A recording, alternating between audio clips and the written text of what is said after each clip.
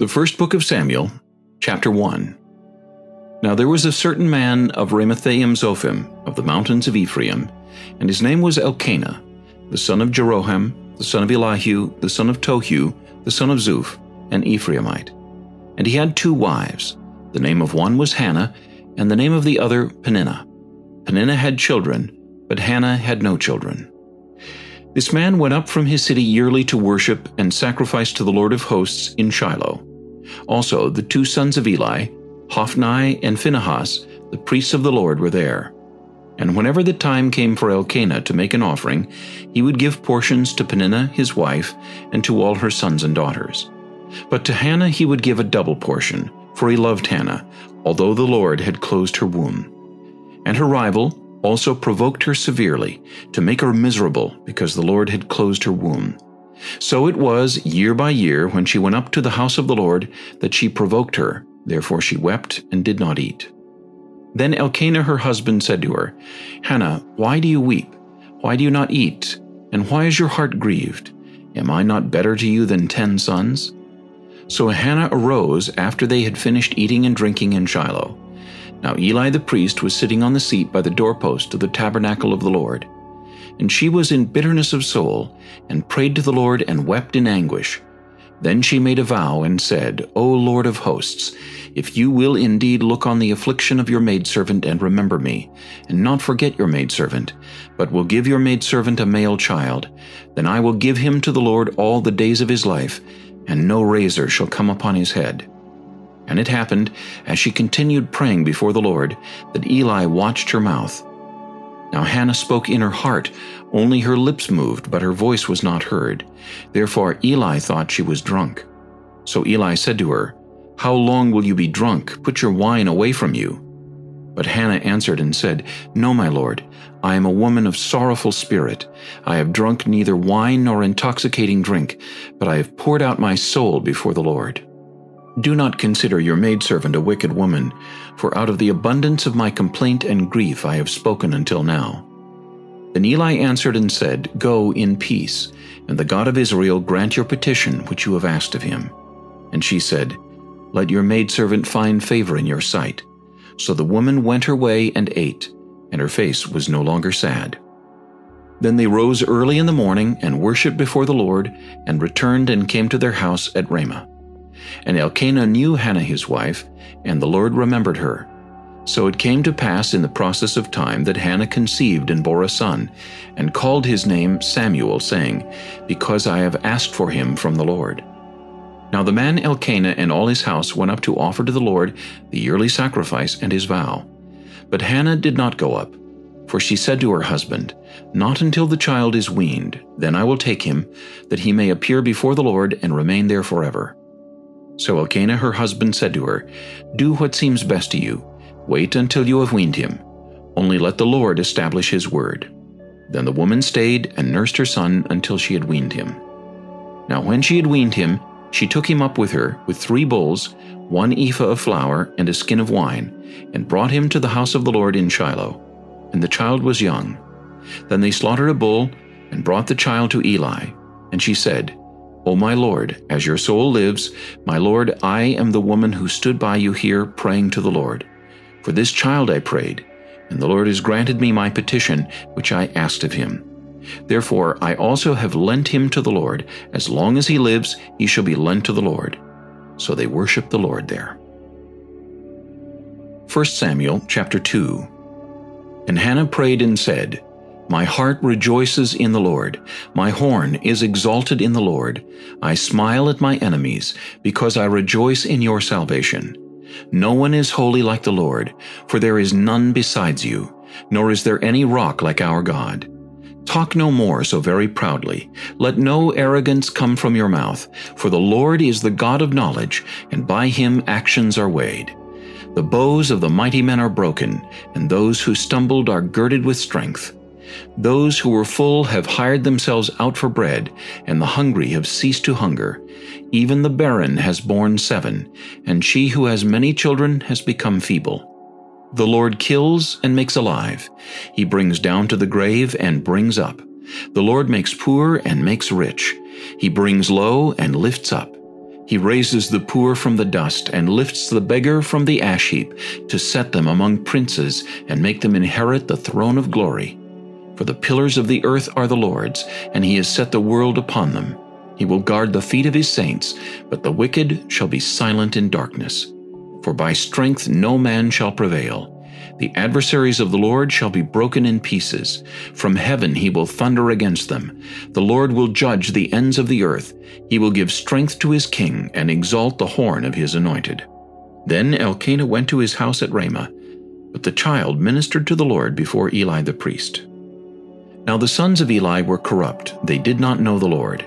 And the priest's custom with the people was that when any man offered a sacrifice, the priest's servant would come with a three-pronged flesh hook in his hand while the meat was boiling. Then he would thrust it into the pan or kettle or cauldron or pot, and the priest would take for himself all that the flesh hook brought up. So they did in Shiloh to all the Israelites who came there. Also, before they burned the fat, the priest's servant would come and say to the man who sacrificed, "Give meat for roasting to the priest, for he will not take boiled meat from you, but raw." And if the man said to him, "They should really burn the fat first, then you may take as much as your heart desires," he would then answer him, "No, but you must give it now, and if not, I will take it by force." Therefore the sin of the young men was very great before the Lord, for men abhorred the offering of the Lord. But Samuel ministered before the Lord, even as a child, wearing a linen ephod. Moreover, his mother used to make him a little robe, and bring it to him year by year when she came up with her husband to offer the yearly sacrifice. And Eli would bless Elkanah and his wife and say, "The Lord give you descendants from this woman for the loan that was given to the Lord." Then they would go to their own home. And the Lord visited Hannah, so that she conceived and bore 3 sons and 2 daughters. Meanwhile the child Samuel grew before the Lord. Now Eli was very old, and he heard everything his sons did to all Israel, and how they lay with the women who assembled at the door of the tabernacle of meeting. So he said to them, "Why do you do such things? For I hear of your evil dealings from all the people. No, my sons, for it is not a good report that I hear. You make the Lord's people transgress. If one man sins against another, God will judge him. But if a man sins against the Lord, who will intercede for him?" Nevertheless, they did not heed the voice of their father, because the Lord desired to kill them. And the child Samuel grew in stature and in favor, both with the Lord and men. Then a man of God came to Eli and said to him, "Thus says the Lord, did I not clearly reveal myself to the house of your father when they were in Egypt in Pharaoh's house? Did I not choose him out of all the tribes of Israel to be my priest, to offer upon my altar, to burn incense, and to wear an ephod before me? And did I not give to the house of your father all the offerings of the children of Israel made by fire? Why do you kick at my sacrifice and my offering, which I have commanded in my dwelling place, and honor your sons more than me, to make yourselves fat with the best of all the offerings of Israel my people? Therefore the Lord God of Israel says, I said indeed that your house and the house of your father would walk before me forever. But now the Lord says, Far be it from me, for those who honor me I will honor, and those who despise me shall be lightly esteemed. Behold, the days are coming that I will cut off your arm and the arm of your father's house, so that there will not be an old man in your house. And you will see an enemy in my dwelling place, despite all the good which God does for Israel. And there shall not be an old man in your house forever. But any of your men whom I do not cut off from my altar shall consume your eyes and grieve your heart, and all the descendants of your house shall die in the flower of their age. Now this shall be a sign to you that will come upon your 2 sons, on Hophni and Phinehas. In one day they shall die, both of them. Then I will raise up for myself a faithful priest, who shall do according to what is in my heart and in my mind. I will build him a sure house, and he shall walk before my anointed forever. And it shall come to pass that everyone who is left in your house will come and bow down to him for a piece of silver and a morsel of bread, and say, Please put me in one of the priestly positions, that I may eat a piece of bread. 1 Samuel chapter 3. Now the boy Samuel ministered to the Lord before Eli, and the word of the Lord was rare in those days. There was no widespread revelation. And it came to pass at that time, while Eli was lying down in his place, and when his eyes had begun to grow so dim that he could not see, and before the lamp of God went out in the tabernacle of the Lord, where the ark of God was, And while Samuel was lying down, that the Lord called Samuel. And he answered, Here I am. So he ran to Eli and said, Here I am, for you called me. And he said, I did not call, lie down again. And he went and lay down. Then the Lord called yet again, Samuel. So Samuel arose and went to Eli and said, Here I am, for you called me. He answered, I did not call, my son, lie down again. Now Samuel did not yet know the Lord, nor was the word of the Lord yet revealed to him. And the Lord called Samuel again the third time. So he arose and went to Eli and said, Here I am, for you did call me. Then Eli perceived that the Lord had called the boy. Therefore Eli said to Samuel, Go, lie down, and it shall be, if he calls you, that you must say, Speak, Lord, for your servant hears. So Samuel went and lay down in his place. Now the Lord came and stood and called as at other times, Samuel, Samuel. And Samuel answered, Speak, for your servant hears. Then the Lord said to Samuel, Behold, I will do something in Israel, at which both ears of every one who hears it will tingle. In that day I will perform against Eli all that I have spoken concerning his house, from beginning to end. For I have told him that I will judge his house forever for the iniquity which he knows, because his sons made themselves vile, and he did not restrain them. And therefore I have sworn to the house of Eli, that the iniquity of Eli's house shall not be atoned for by sacrifice or offering forever. So Samuel lay down until morning, and opened the doors of the house of the Lord. And Samuel was afraid to tell Eli the vision. Then Eli called Samuel and said, Samuel, my son. He answered, Here I am. And he said, What is the word that the Lord spoke to you? Please do not hide it from me. God do so to you, and more also, if you hide anything from me of all the things that he said to you. Then Samuel told him everything, and hid nothing from him. And he said, It is the Lord, let him do what seems good to him. So Samuel grew, and the Lord was with him, and let none of his words fall to the ground. And all Israel from Dan to Beersheba knew that Samuel had been established as a prophet of the Lord. Then the Lord appeared again in Shiloh, for the Lord revealed himself to Samuel in Shiloh by the word of the Lord. 1 Samuel chapter 4. And the word of Samuel came to all Israel. Now Israel went out to battle against the Philistines, and encamped beside Ebenezer, and the Philistines encamped in Aphek. Then the Philistines put themselves in battle array against Israel, and when they joined battle, Israel was defeated by the Philistines, who killed about 4,000 men of the army in the field. And when the people had come into the camp, the elders of Israel said, Why has the Lord defeated us today before the Philistines? Let us bring the ark of the covenant of the Lord from Shiloh to us, that when it comes among us it may save us from the hand of our enemies. So the people sent to Shiloh, that they might bring from there the ark of the covenant of the Lord of hosts, who dwells between the cherubim. And the two sons of Eli, Hophni and Phinehas, were there with the ark of the covenant of God. And when the ark of the covenant of the Lord came into the camp, all Israel shouted so loudly that the earth shook. Now when the Philistines heard the noise of the shout, they said, What does the sound of this great shout in the camp of the Hebrews mean? Then they understood that the ark of the Lord had come into the camp. So the Philistines were afraid, for they said, God has come into the camp. And they said, Woe to us, for such a thing has never happened before. Woe to us! Who will deliver us from the hand of these mighty gods? These are the gods who struck the Egyptians with all the plagues in the wilderness. Be strong and conduct yourselves like men, you Philistines, that you do not become servants of the Hebrews, as they have been to you. Conduct yourselves like men and fight. So the Philistines fought, and Israel was defeated, and every man fled to his tent. There was a very great slaughter, and there fell of Israel 30,000 foot soldiers. Also the ark of God was captured, and the two sons of Eli, Hophni and Phinehas, died. Then a man of Benjamin ran from the battle line the same day, and came to Shiloh with his clothes torn and dirt on his head. Now when he came, there was Eli sitting on a seat by the wayside watching, for his heart trembled for the ark of God. And when the man came into the city and told it, all the city cried out.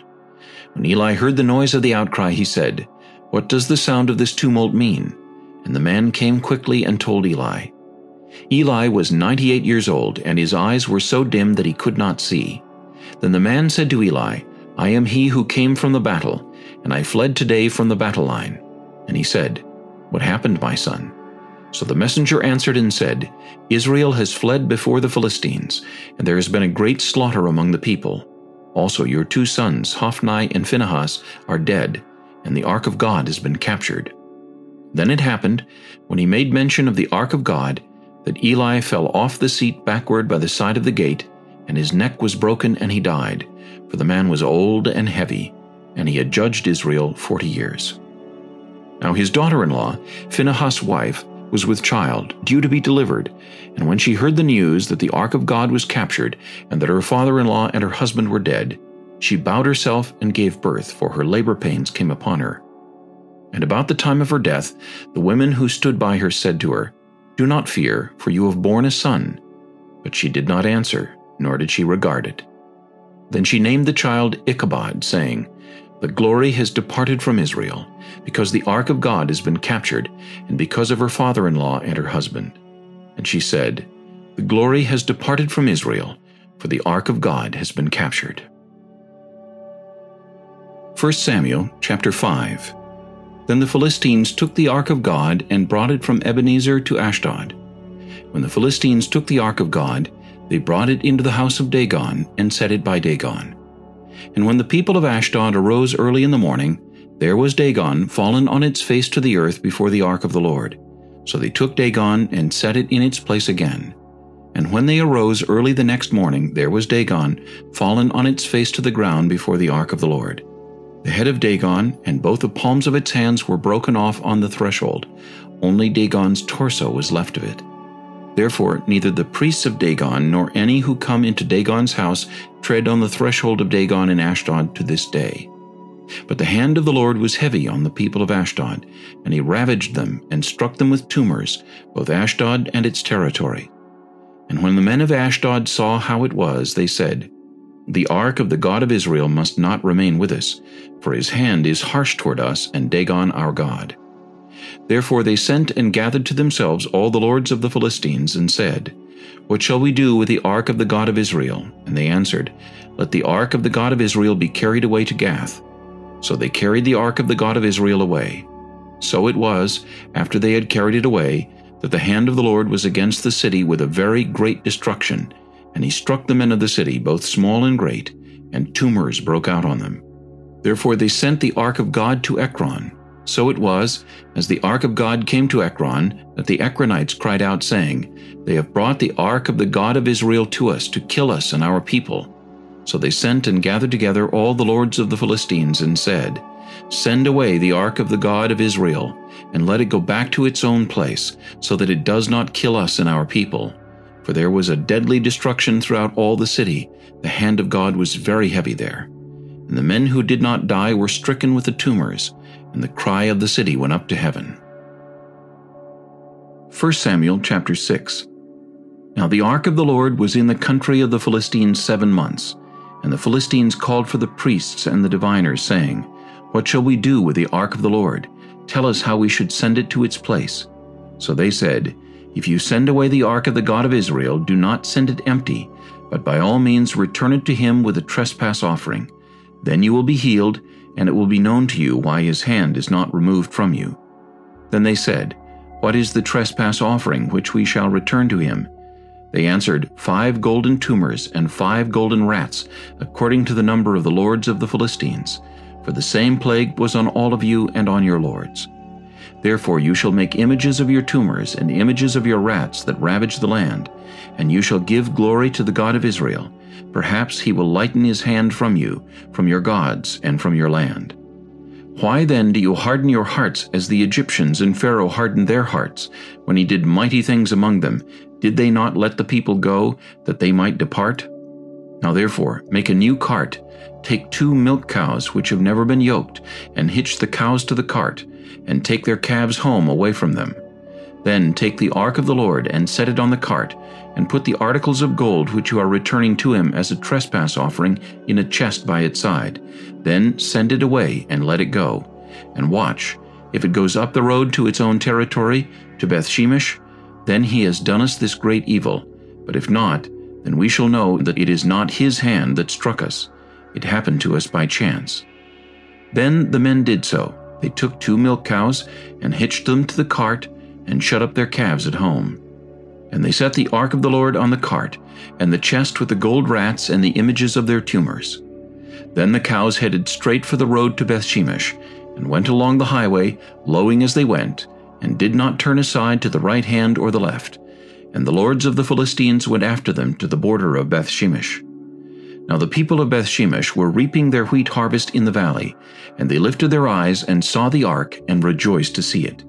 Then the cart came into the field of Joshua of Bethshemesh, and stood there. A large stone was there. So they split the wood of the cart and offered the cows as a burnt offering to the Lord. The Levites took down the ark of the Lord and the chest that was with it, in which were the articles of gold, and put them on the large stone. Then the men of Bethshemesh offered burnt offerings, and made sacrifices the same day to the Lord. So when the 5 lords of the Philistines had seen it, they returned to Ekron the same day. These are the golden tumors which the Philistines returned as a trespass offering to the Lord, 1 for Ashdod, 1 for Gaza, 1 for Ashkelon, 1 for Gath, 1 for Ekron. And the golden rats, according to the number of all the cities of the Philistines, belonging to the 5 lords, both fortified cities and country villages, even as far as the large stone of Abel, on which they set the ark of the Lord, which stone remains to this day in the field of Joshua of Bethshemesh. Then he struck the men of Bethshemesh, because they had looked into the ark of the Lord. He struck 50,070 men of the people, and the people lamented because the Lord had struck the people with a great slaughter. And the men of Bethshemesh said, Who is able to stand before this holy Lord God, and to whom shall it go up from us? So they sent messengers to the inhabitants of Kirjath-jearim, saying, The Philistines have brought back the ark of the Lord. Come down and take it up with you. 1 Samuel chapter 7. Then the men of Kirjath-jearim came and took the ark of the Lord, and brought it into the house of Abinadab on the hill, and consecrated Eleazar his son to keep the ark of the Lord. So it was that the ark remained in Kirjath-jearim a long time. It was there 20 years, and all the house of Israel lamented after the Lord. Then Samuel spoke to all the house of Israel, saying, If you return to the Lord with all your hearts, then put away the foreign gods and the Ashtoreths from among you, and prepare your hearts for the Lord, and serve him only, and he will deliver you from the hand of the Philistines. So the children of Israel put away the Baals and the Ashtoreths, and served the Lord only. And Samuel said, Gather all Israel to Mizpah, and I will pray to the Lord for you. So they gathered together at Mizpah, drew water, and poured it out before the Lord. And they fasted that day, and said there, We have sinned against the Lord. And Samuel judged the children of Israel at Mizpah. Now when the Philistines heard that the children of Israel had gathered together at Mizpah, the lords of the Philistines went up against Israel. And when the children of Israel heard of it, they were afraid of the Philistines. So the children of Israel said to Samuel, Do not cease to cry out to the Lord our God for us, that he may save us from the hand of the Philistines. And Samuel took a suckling lamb, and offered it as a whole burnt offering to the Lord. Then Samuel cried out to the Lord for Israel, and the Lord answered him. Now as Samuel was offering up the burnt offering, the Philistines drew near to battle against Israel. But the Lord thundered with a loud thunder upon the Philistines that day, and so confused them that they were overcome before Israel. And the men of Israel went out of Mizpah and pursued the Philistines, and drove them back as far as below Beth-kar. Then Samuel took a stone and set it up between Mizpah and Shen, and called its name Ebenezer, saying, Thus far the Lord has helped us. So the Philistines were subdued, and they did not come any more into the territory of Israel. And the hand of the Lord was against the Philistines all the days of Samuel. Then the cities which the Philistines had taken from Israel were restored to Israel, from Ekron to Gath, and Israel recovered its territory from the hands of the Philistines. Also there was peace between Israel and the Amorites. And Samuel judged Israel all the days of his life. He went from year to year on a circuit to Bethel, Gilgal, and Mizpah, and judged Israel in all those places. But he always returned to Ramah, for his home was there. There he judged Israel, and there he built an altar to the Lord. 1 Samuel chapter 8. Now it came to pass when Samuel was old, that he made his sons judges over Israel. The name of his firstborn was Joel, and the name of his second Abijah. They were judges in Beersheba. But his sons did not walk in his ways. They turned aside after dishonest gain, took bribes, and perverted justice. Then all the elders of Israel gathered together and came to Samuel at Ramah, and said to him, Look, you are old, and your sons do not walk in your ways. Now make us a king to judge us like all the nations. But the thing displeased Samuel when they said, Give us a king to judge us. So Samuel prayed to the Lord. And the Lord said to Samuel, Heed the voice of the people in all that they say to you, for they have not rejected you, but they have rejected me, that I should not reign over them.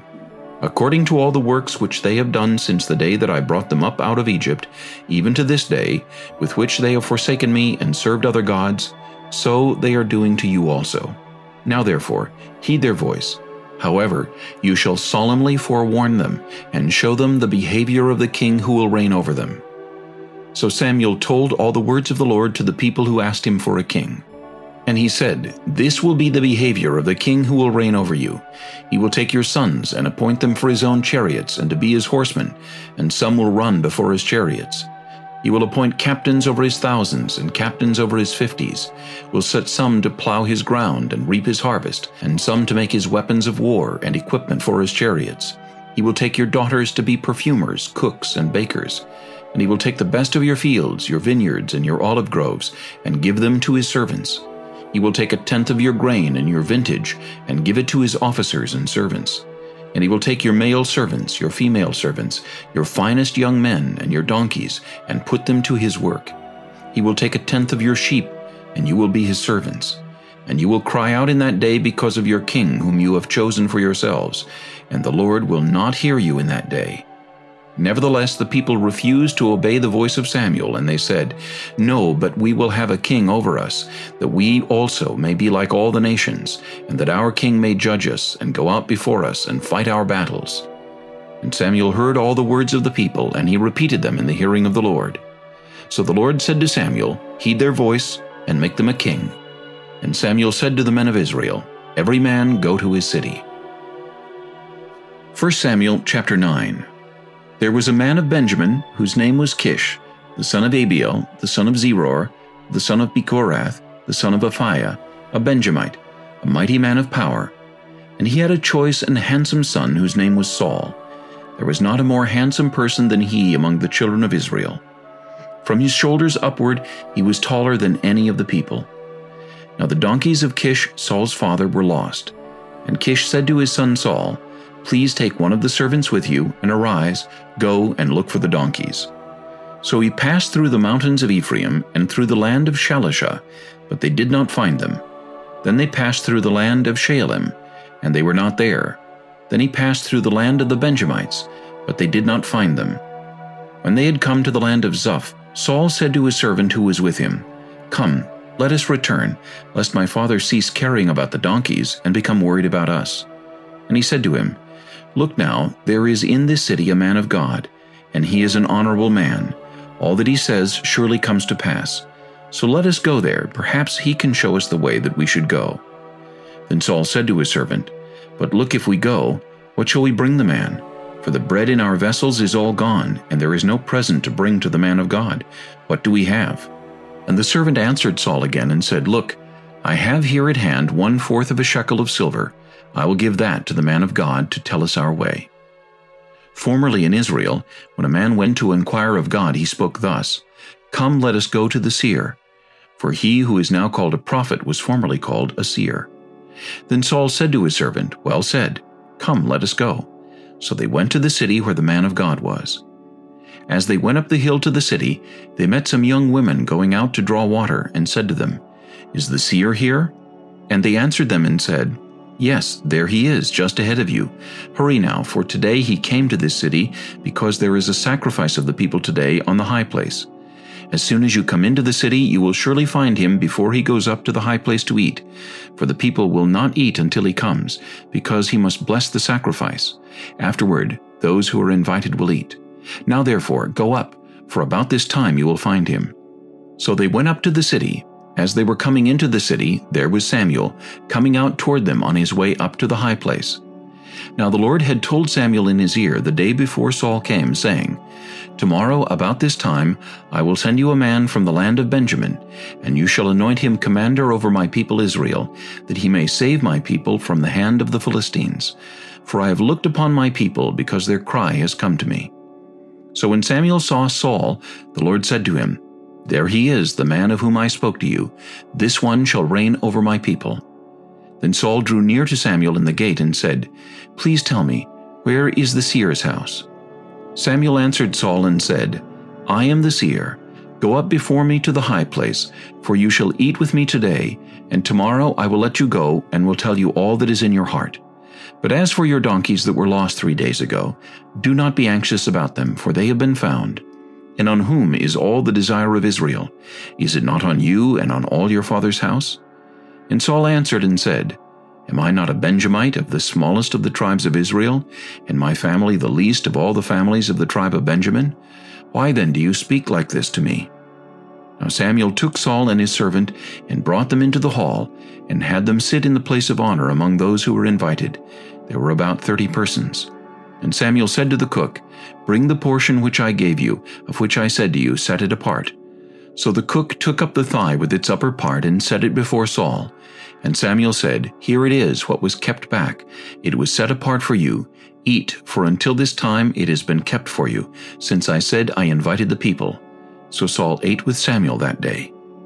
When they had come down from the high place into the city, Samuel spoke with Saul on the top of the house. They arose early, and it was about the dawning of the day that Samuel called to Saul on the top of the house, saying, "Get up, that I may send you on your way."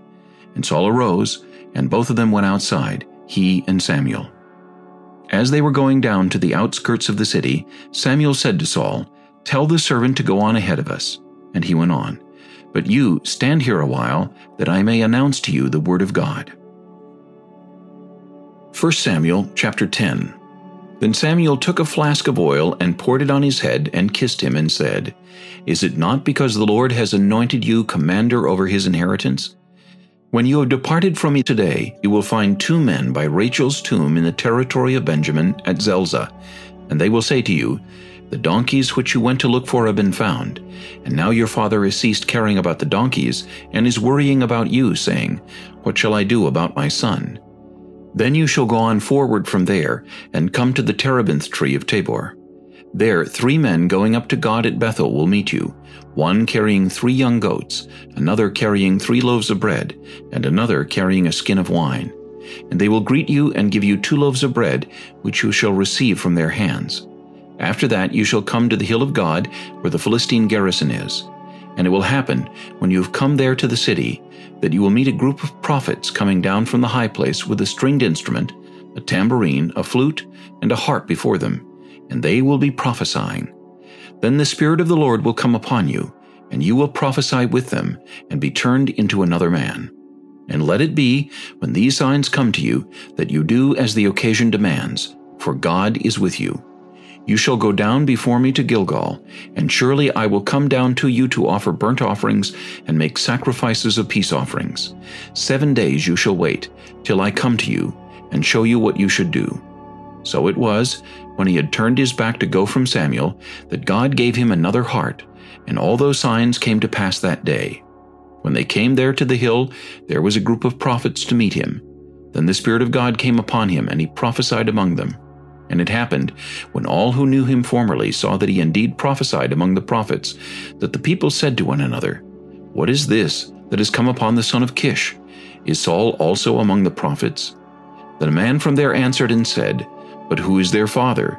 Therefore it became a proverb, "Is Saul also among the prophets?"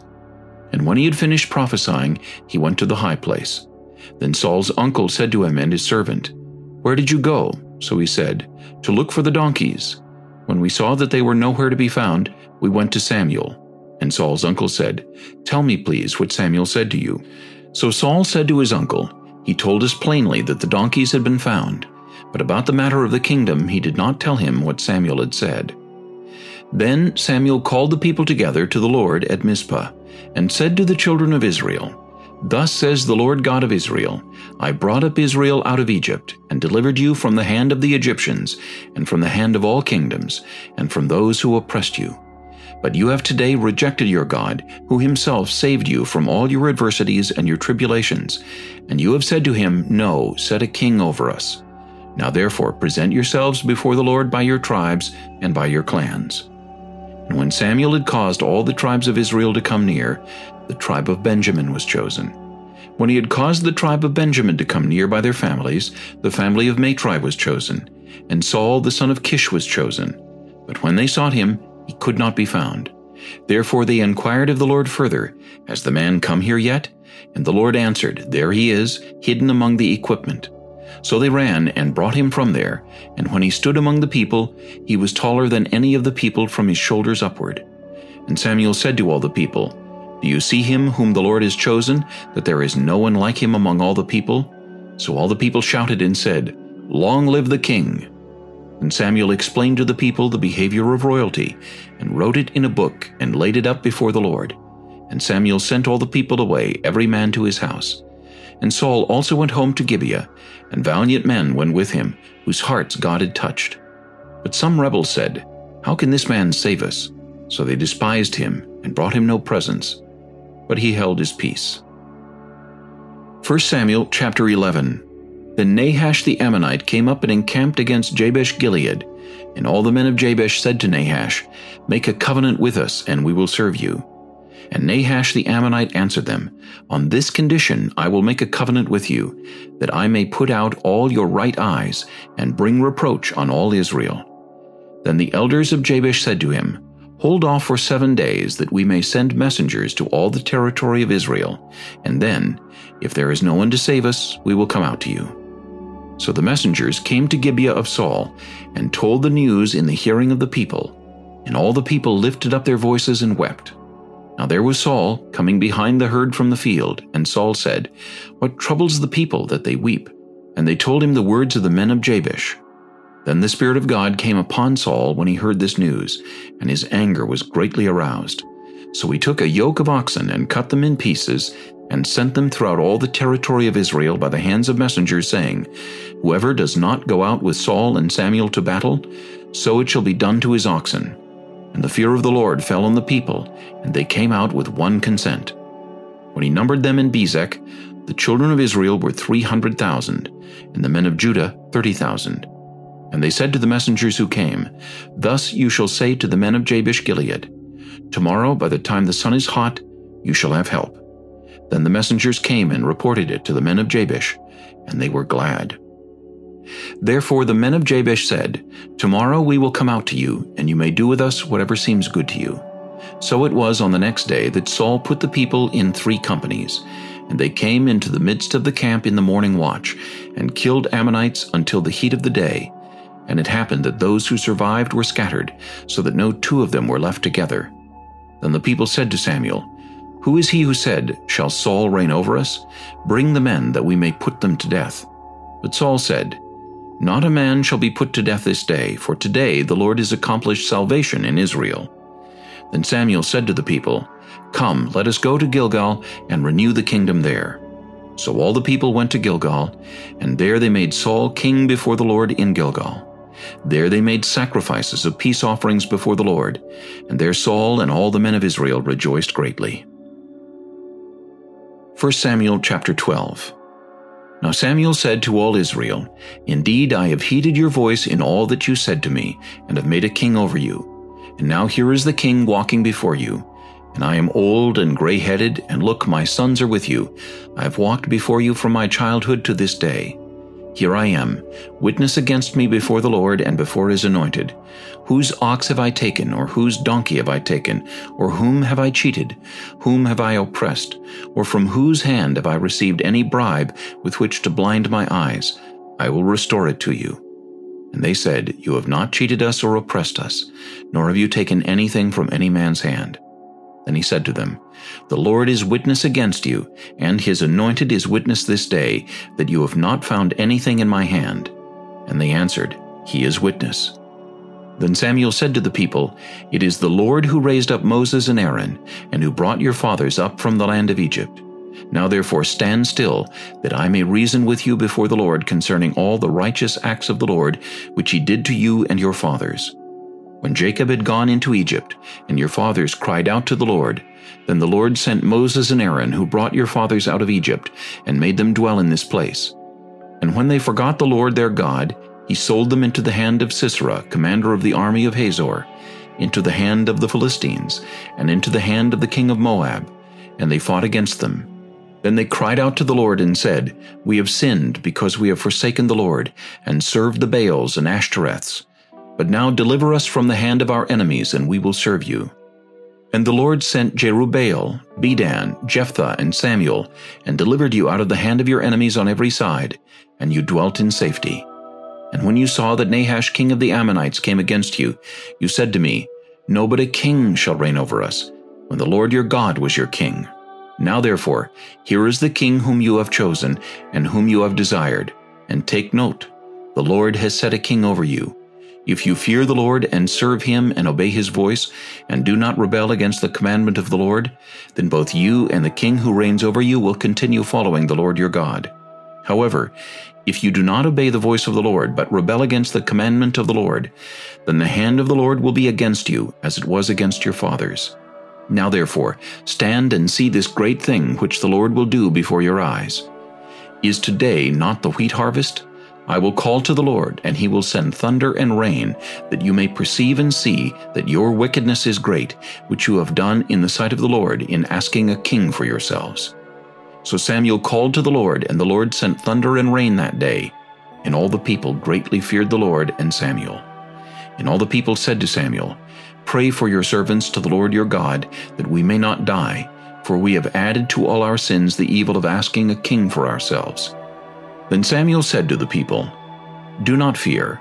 You have done all this wickedness, yet do not turn aside from following the Lord, but serve the Lord with all your heart. And do not turn aside, for then you would go after empty things which cannot profit or deliver, for they are nothing. For the Lord will not forsake his people, for his great name's sake, because it has pleased the Lord to make you his people. Moreover, as for me, far be it from me that I should sin against the Lord in ceasing to pray for you, but I will teach you the good and the right way.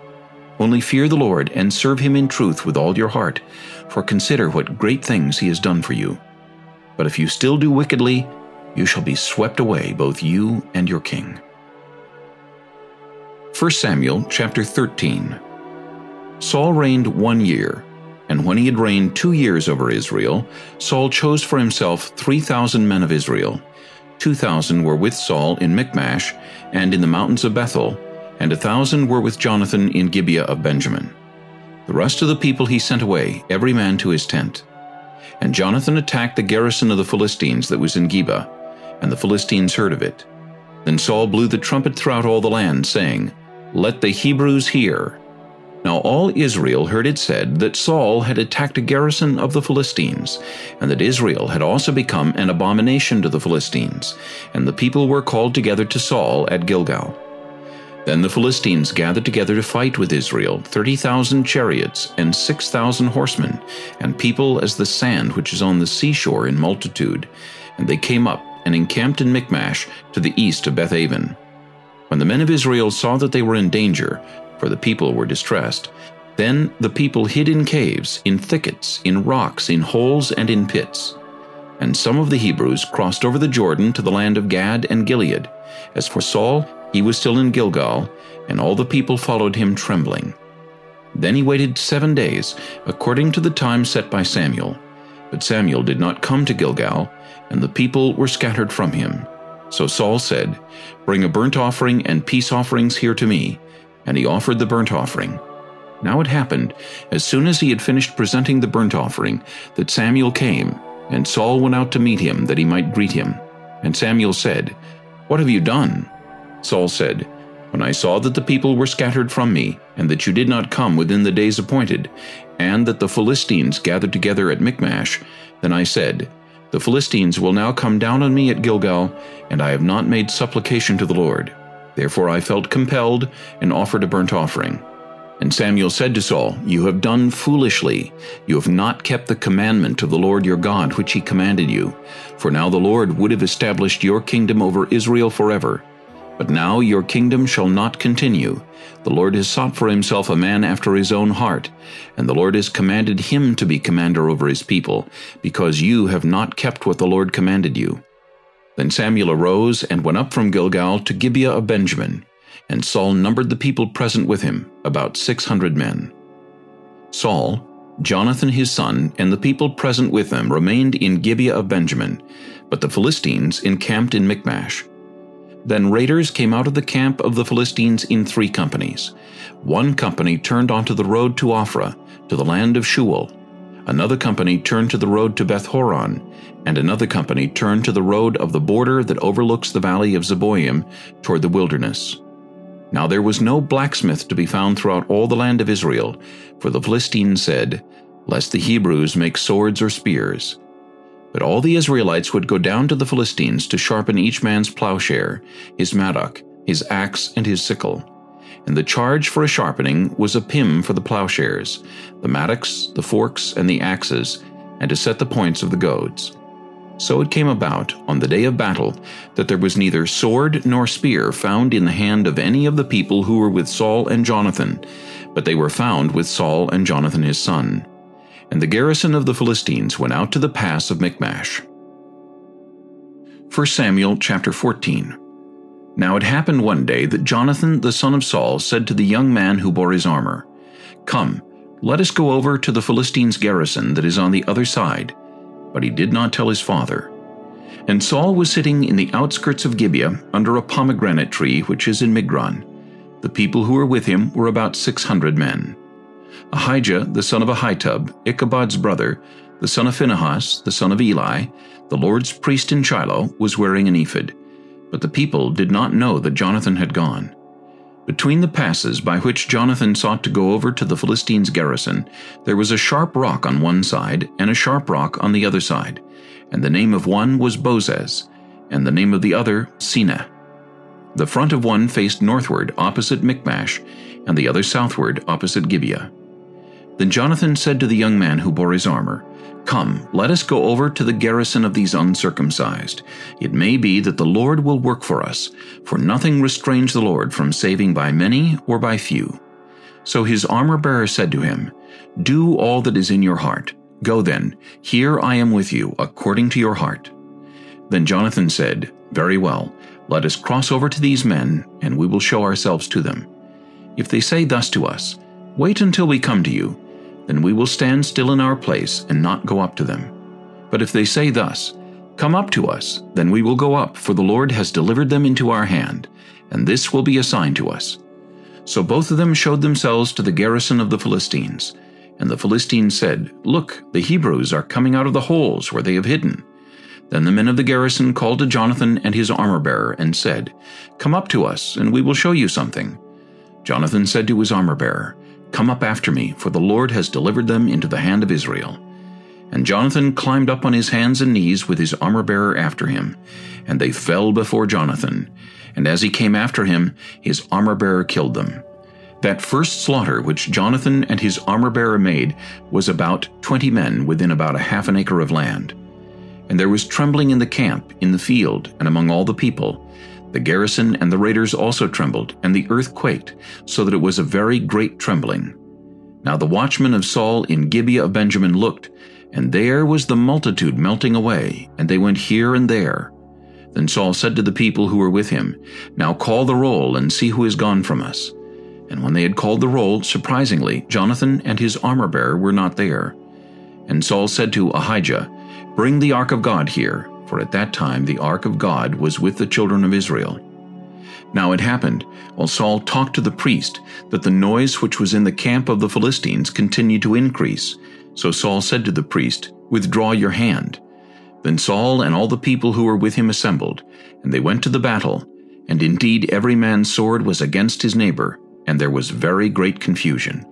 Moreover, the Hebrews who were with the Philistines before that time, who went up with them into the camp from the surrounding country, they also joined the Israelites who were with Saul and Jonathan. Likewise, all the men of Israel who had hidden in the mountains of Ephraim, when they heard that the Philistines fled, they also followed hard after them in the battle. So the Lord saved Israel that day, and the battle shifted to Bethaven.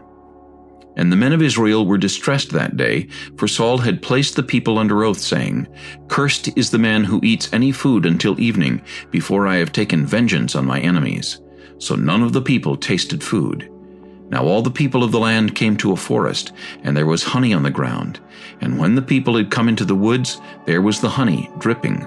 But no one put his hand to his mouth, for the people feared the oath. But Jonathan had not heard his father charge the people with the oath. Therefore he stretched out the end of the rod that was in his hand, and dipped it in a honeycomb, and put his hand to his mouth, and his countenance brightened. Then one of the people said, Your father strictly charged the people with an oath, saying, Cursed is the man who eats food this day. And the people were faint. But Jonathan said, My father has troubled the land. Look now, how my countenance has brightened, because I tasted a little of this honey. How much better if the people had eaten freely today of the spoil of their enemies which they found. For now would there not have been a much greater slaughter among the Philistines? Now they had driven back the Philistines that day from Michmash to Ajalon, so the people were very faint. And the people rushed on the spoil, and took sheep, oxen, and calves, and slaughtered them on the ground, and the people ate them with the blood. Then they told Saul, saying, Look, the people are sinning against the Lord by eating with the blood. So he said, You have dealt treacherously. Roll a large stone to me this day. Then Saul said, Disperse yourselves among the people, and say to them, Bring me here every man's ox and every man's sheep. Slaughter them here, and eat, and do not sin against the Lord by eating with the blood. So every one of the people brought his ox with him that night, and slaughtered it there. Then Saul built an altar to the Lord. This was the first altar that he built to the Lord. Now Saul said, Let us go down after the Philistines by night, and plunder them until the morning light, and let us not leave a man of them. And they said, Do whatever seems good to you. Then the priest said, Let us draw near to God here. So Saul asked counsel of God, Shall I go down after the Philistines? Will you deliver them into the hand of Israel? But he did not answer him that day. And Saul said, Come over here, all you chiefs of the people, and know and see what this sin was today. For as the Lord lives, who saves Israel, though it be in Jonathan my son, he shall surely die. But not a man among all the people answered him. Then he said to all Israel, You be on one side, and my son Jonathan and I will be on the other side. And the people said to Saul, Do what seems good to you. Therefore Saul said to the Lord God of Israel, Give a perfect lot. So Saul and Jonathan were taken, but the people escaped. And Saul said, Cast lots between my son Jonathan and me. So Jonathan was taken. Then Saul said to Jonathan, Tell me what you have done. And Jonathan told him and said, I only tasted a little honey with the end of the rod that was in my hand. So now I must die. Saul answered, God do so and more also, for you shall surely die, Jonathan. But the people said to Saul, Shall Jonathan die who has accomplished this great deliverance in Israel? Certainly not. As the Lord lives, not one hair of his head shall fall to the ground, for he has worked with God this day. So the people rescued Jonathan, and he did not die. Then Saul returned from pursuing the Philistines, and the Philistines went to their own place. So Saul established his sovereignty over Israel, and fought against all his enemies on every side, against Moab, against the people of Ammon, against Edom, against the kings of Zobah, and against the Philistines. Wherever he turned, he harassed them. And he gathered an army and attacked the Amalekites, and delivered Israel from the hands of those who plundered them. The sons of Saul were Jonathan, Jishua, and Malchishua, and the names of his 2 daughters were these, the name of the firstborn Merab, and the name of the younger Michal. The name of Saul's wife was Ahinoam, the daughter of Ahimaaz, and the name of the commander of his army was Abner, the son of Ner, Saul's uncle. Kish was the father of Saul, and Ner, the father of Abner, was the son of Abiel.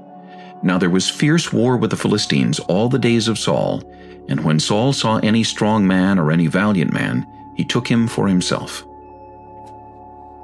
1 Samuel chapter 15. Samuel also said to Saul, The Lord sent me to anoint you king over his people over Israel.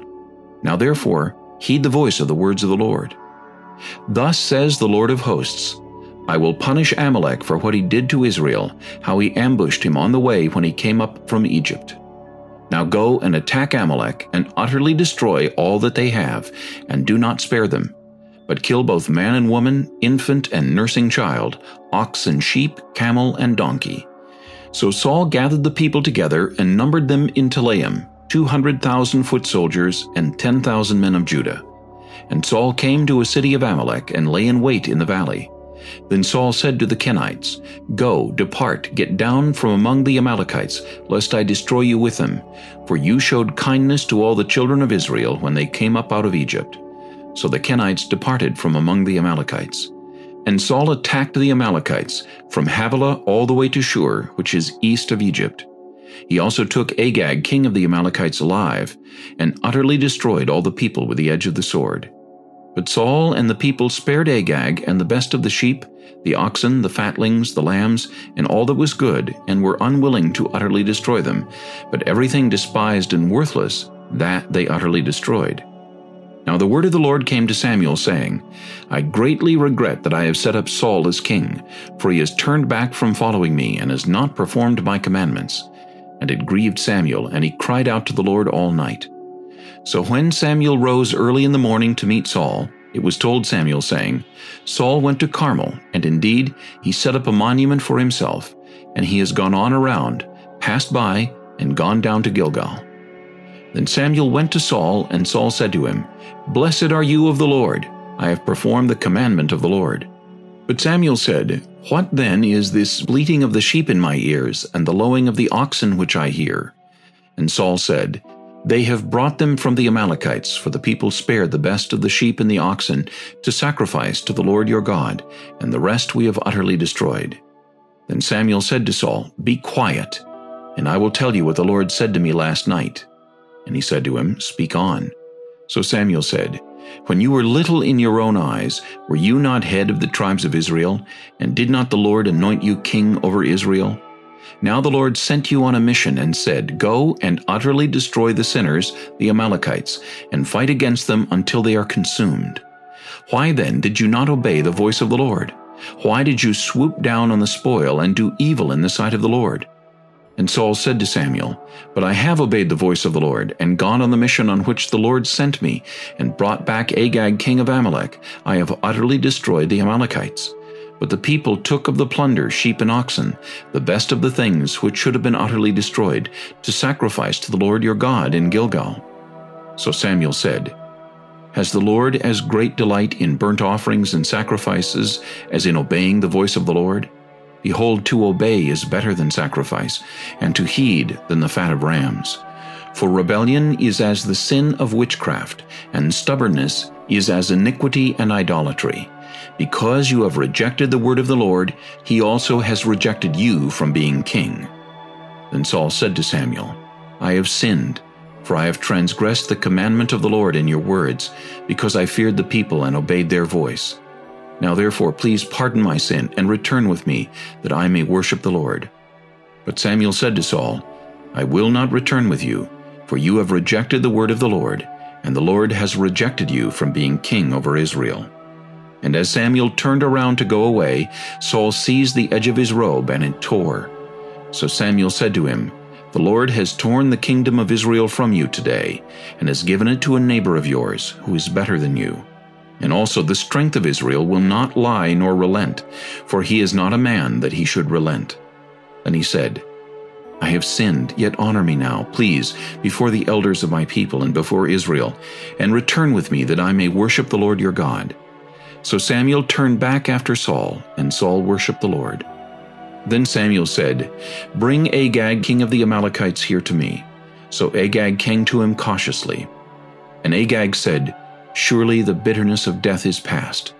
But Samuel said, "As your sword has made women childless, so shall your mother be childless among women." And Samuel hacked Agag in pieces before the Lord in Gilgal. Then Samuel went to Ramah, and Saul went up to his house in Gibeah of Saul.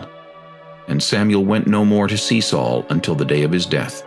Nevertheless Samuel mourned for Saul, and the Lord regretted that he had made Saul king over Israel. 1 Samuel chapter 16. Now the Lord said to Samuel, "How long will you mourn for Saul, seeing I have rejected him from reigning over Israel? Fill your horn with oil and go. I am sending you to Jesse the Bethlehemite, for I have provided myself a king among his sons." And Samuel said, "How can I go? If Saul hears it, he will kill me." But the Lord said, "Take a heifer with you and say, 'I have come to sacrifice to the Lord.' Then invite Jesse to the sacrifice, and I will show you what you shall do.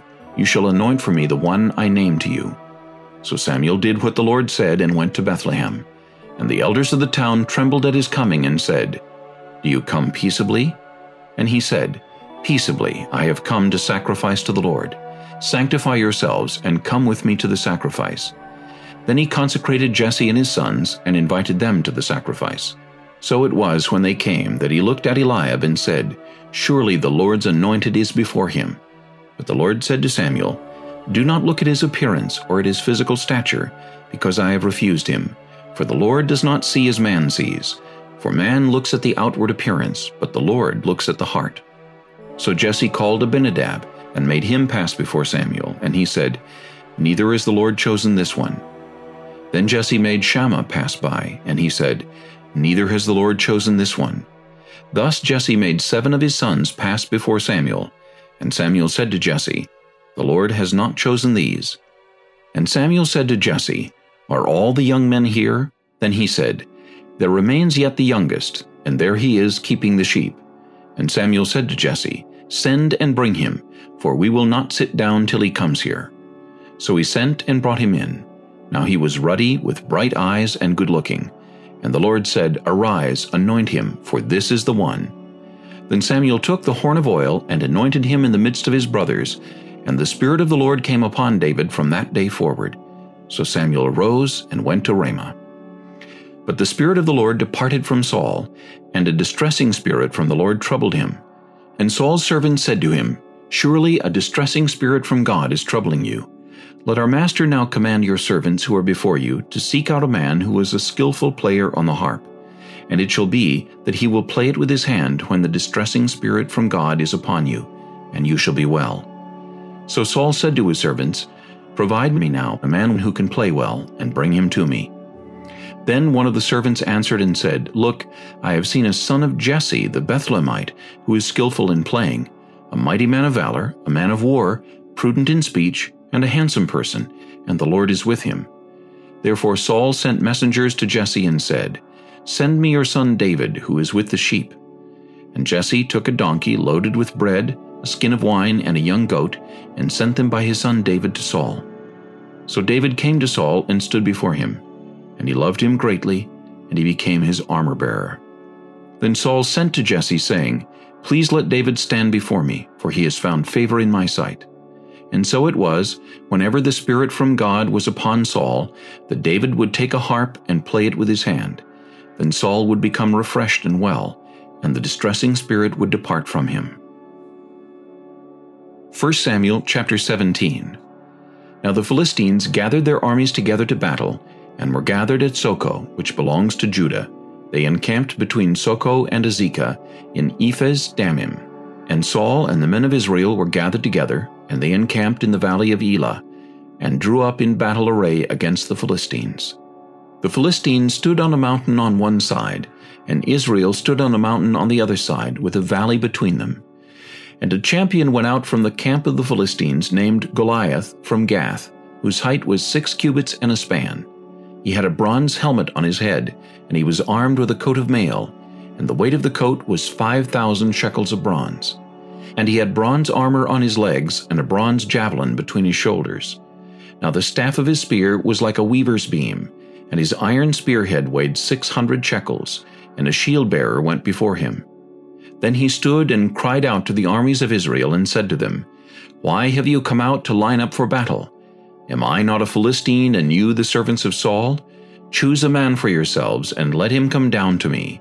If he is able to fight with me and kill me, then we will be your servants.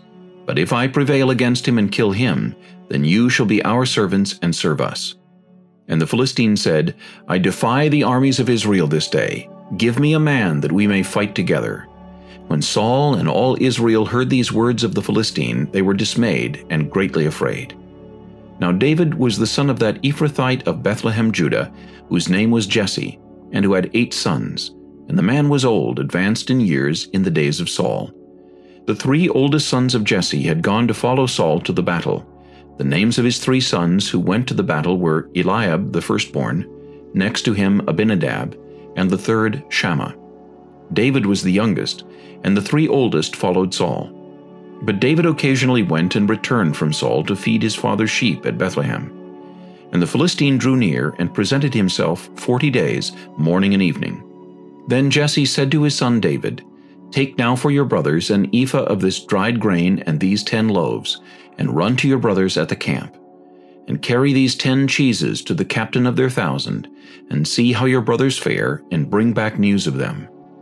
Now Saul and they and all the men of Israel were in the valley of Elah fighting with the Philistines. So David rose early in the morning, left the sheep with the keeper, and took the things and went as Jesse had commanded him. And he came to the camp as the army was going out to the fight and shouting for the battle. For Israel and the Philistines had drawn up in battle array, army against army. And David left his supplies in the hand of the supply keeper, ran to the army, and came and greeted his brothers. Then as he talked with them, there was the champion, the Philistine of Gath, Goliath by name, coming up from the armies of the Philistines, and he spoke according to the same words. So David heard them. And all the men of Israel, when they saw the man, fled from him and were dreadfully afraid. So the men of Israel said, "Have you seen this man who has come up? Surely he has come up to defy Israel. And it shall be that the man who kills him the king will enrich with great riches, will give him his daughter, and give his father's house exemption from taxes in Israel." Then David spoke to the men who stood by him, saying, "What shall be done for the man who kills this Philistine and takes away the reproach from Israel? For who is this uncircumcised Philistine, that he should defy the armies of the living God?" And the people answered him in this manner, saying, "So shall it be done for the man who kills him." Now Eliab his oldest brother heard when he spoke to the men, and Eliab's anger was aroused against David, and he said, "Why did you come down here, and with whom have you left those few sheep in the wilderness? I know your pride and the insolence of your heart, for you have come down to see the battle." And David said, "What have I done now? Is there not a cause?" Then he turned from him toward another and said the same thing, and these people answered him as the first ones did. Now when the words which David spoke were heard, they reported them to Saul, and he sent for him. Then David said to Saul, "Let no man's heart fail because of him. Your servant will go and fight with this Philistine." And Saul said to David, "You are not able to go against this Philistine to fight with him, for you are a youth, and he a man of war from his youth." But David said to Saul, "Your servant used to keep his father's sheep, and when a lion or a bear came and took a lamb out of the flock, I went out after it and struck it, and delivered the lamb from its mouth. And when it arose against me, I caught it by its beard and struck and killed it. Your servant has killed both lion and bear, and this uncircumcised Philistine will be like one of them, seeing he has defied the armies of the living God." Moreover, David said, "The Lord who delivered me from the paw of the lion and from the paw of the bear, he will deliver me from the hand of this Philistine." And Saul said to David, "Go, and the Lord be with you." So Saul clothed David with his armor, and he put a bronze helmet on his head. He also clothed him with a coat of mail. David fastened his sword to his armor and tried to walk, for he had not tested them. And David said to Saul, "I cannot walk with these, for I have not tested them." So David took them off. Then he took his staff in his hand, and he chose for himself 5 smooth stones from the brook, and put them in a shepherd's bag, in a pouch which he had, and his sling was in his hand. And he drew near to the Philistine. So the Philistine came and began drawing near to David, and the man who bore the shield went before him. And when the Philistine looked about and saw David, he disdained him, for he was only a youth, ruddy and good-looking. So the Philistine said to David, "Am I a dog that you come to me with sticks?" And the Philistine cursed David by his gods. And the Philistine said to David, "Come to me, and I will give your flesh to the birds of the air and the beasts of the field." Then David said to the Philistine, "You come to me with a sword, with a spear, and with a javelin, but I come to you in the name of the Lord of hosts, the God of the armies of Israel, whom you have defied. This day the Lord will deliver you into my hand, and I will strike you and take your head from you. And this day I will give the carcasses of the camp of the Philistines to the birds of the air and the wild beasts of the earth, that all the earth may know that there is a God in Israel." Then all this assembly shall know that the Lord does not save with sword and spear, for the battle is the Lord's, and he will give you into our hands." So it was, when the Philistine arose and came and drew near to meet David, that David hurried and ran toward the army to meet the Philistine. Then David put his hand in his bag and took out a stone, and he slung it, and struck the Philistine in his forehead, so that the stone sank into his forehead, and he fell on his face to the earth. So David prevailed over the Philistine with a sling and a stone, and struck the Philistine and killed him. But there was no sword in the hand of David. Therefore David ran and stood over the Philistine, took his sword, and drew it out of its sheath, and killed him, and cut off his head with it. And when the Philistines saw that their champion was dead, they fled. Now the men of Israel and Judah arose and shouted, and pursued the Philistines as far as the entrance of the valley, and to the gates of Ekron. And the wounded of the Philistines fell along the road to Shaaraim, even as far as Gath and Ekron. Then the children of Israel returned from chasing the Philistines, and they plundered their tents. And David took the head of the Philistine and brought it to Jerusalem, but he put his armor in his tent.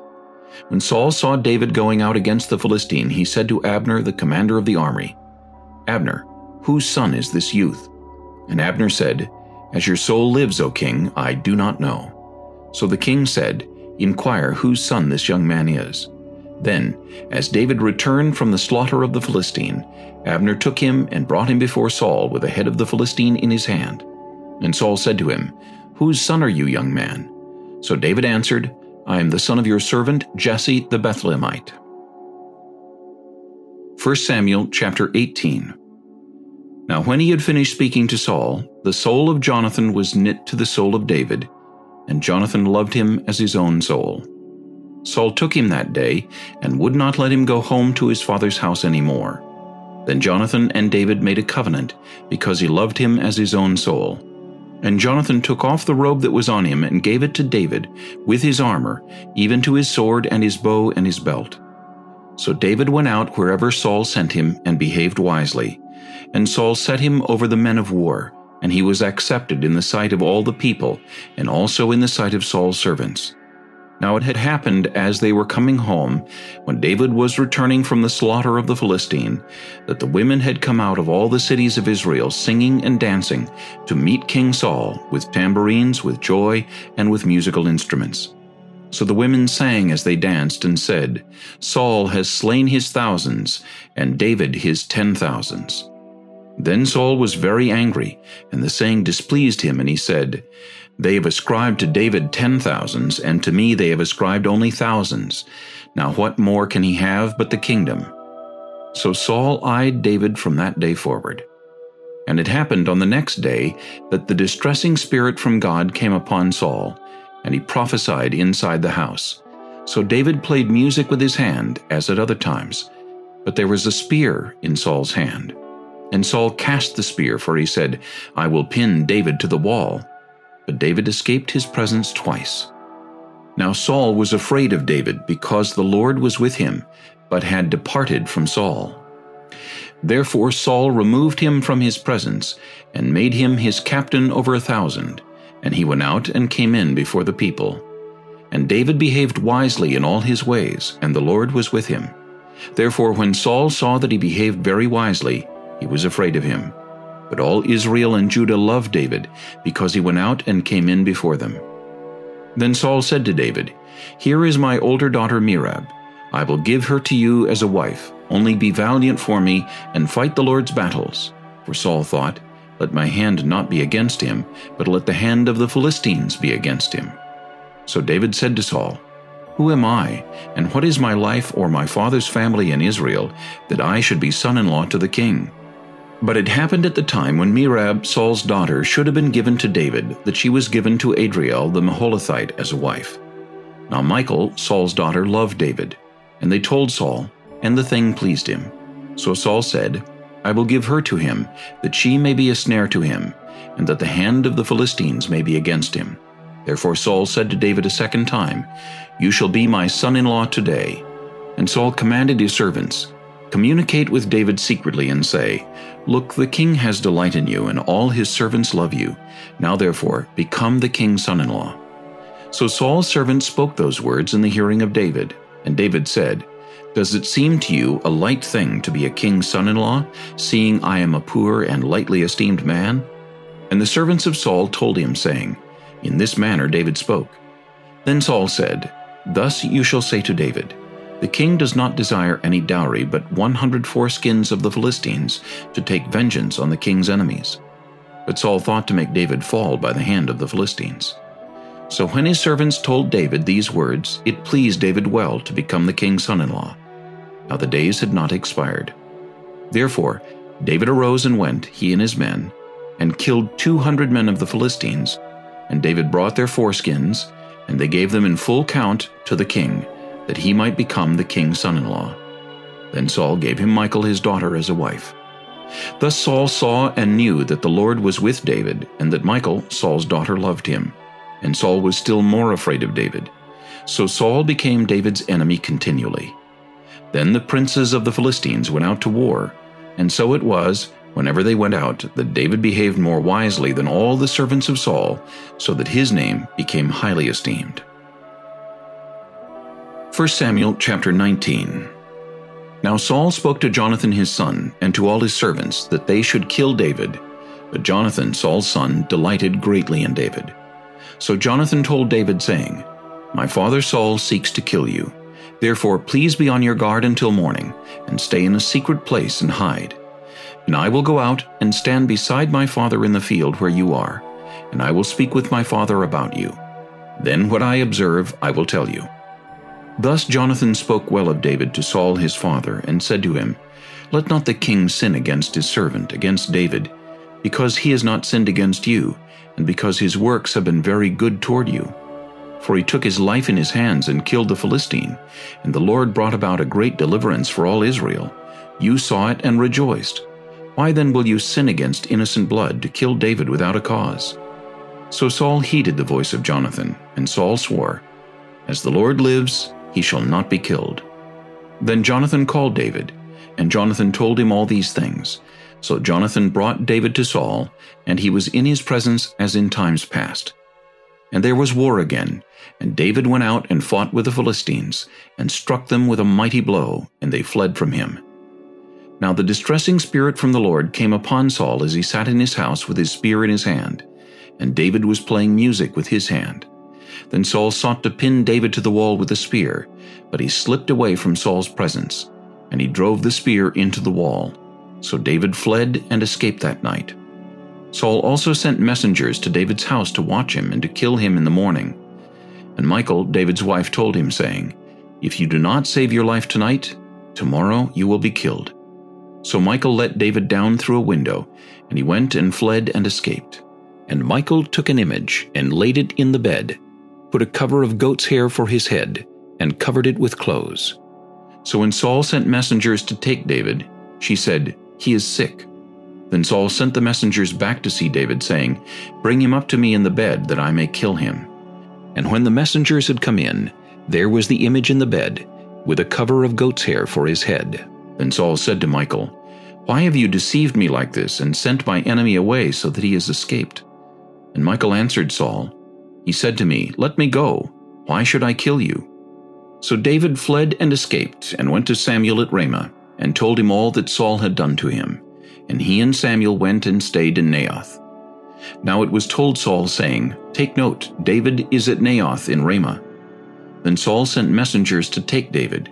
And when they saw the group of prophets prophesying, and Samuel standing as leader over them, the Spirit of God came upon the messengers of Saul, and they also prophesied. And when Saul was told, he sent other messengers, and they prophesied likewise. Then Saul sent messengers again the third time, and they prophesied also. Then he also went to Ramah, and came to the great well that is at Sechu. So he asked and said, "Where are Samuel and David?" And someone said, "Indeed they are at Naioth in Ramah." So he went there to Naioth in Ramah. Then the Spirit of God was upon him also, and he went on and prophesied until he came to Naioth in Ramah. And he also stripped off his clothes and prophesied before Samuel in like manner, and lay down naked all that day and all that night. Therefore they say, "Is Saul also among the prophets?" 1 Samuel chapter 20. Then David fled from Naioth in Ramah, and went and said to Jonathan, What have I done? What is my iniquity, and what is my sin before your father, that he seeks my life?" So Jonathan said to him, "By no means, you shall not die. Indeed, my father will do nothing either great or small without first telling me. And why should my father hide this thing from me? It is not so." Then David took an oath again and said, "Your father certainly knows that I have found favor in your eyes, and he has said, 'Do not let Jonathan know this, lest he be grieved.' But truly, as the Lord lives, and as your soul lives, there is but a step between me and death."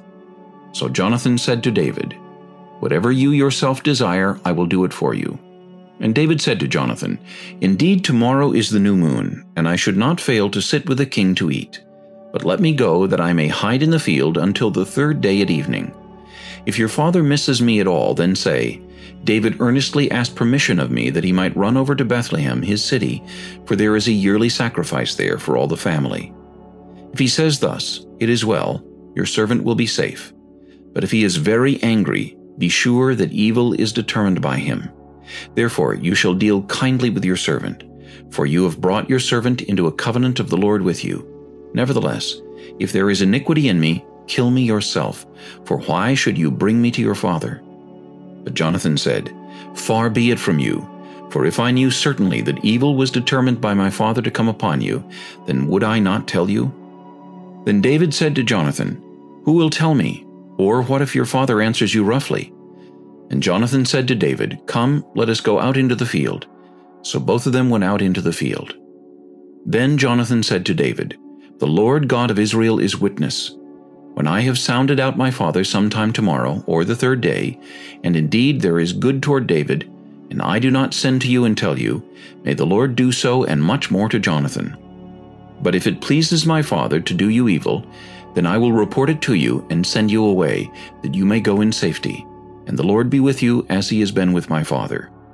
And you shall not only show me the kindness of the Lord while I still live, that I may not die, but you shall not cut off your kindness from my house forever, no, not when the Lord has cut off every one of the enemies of David from the face of the earth."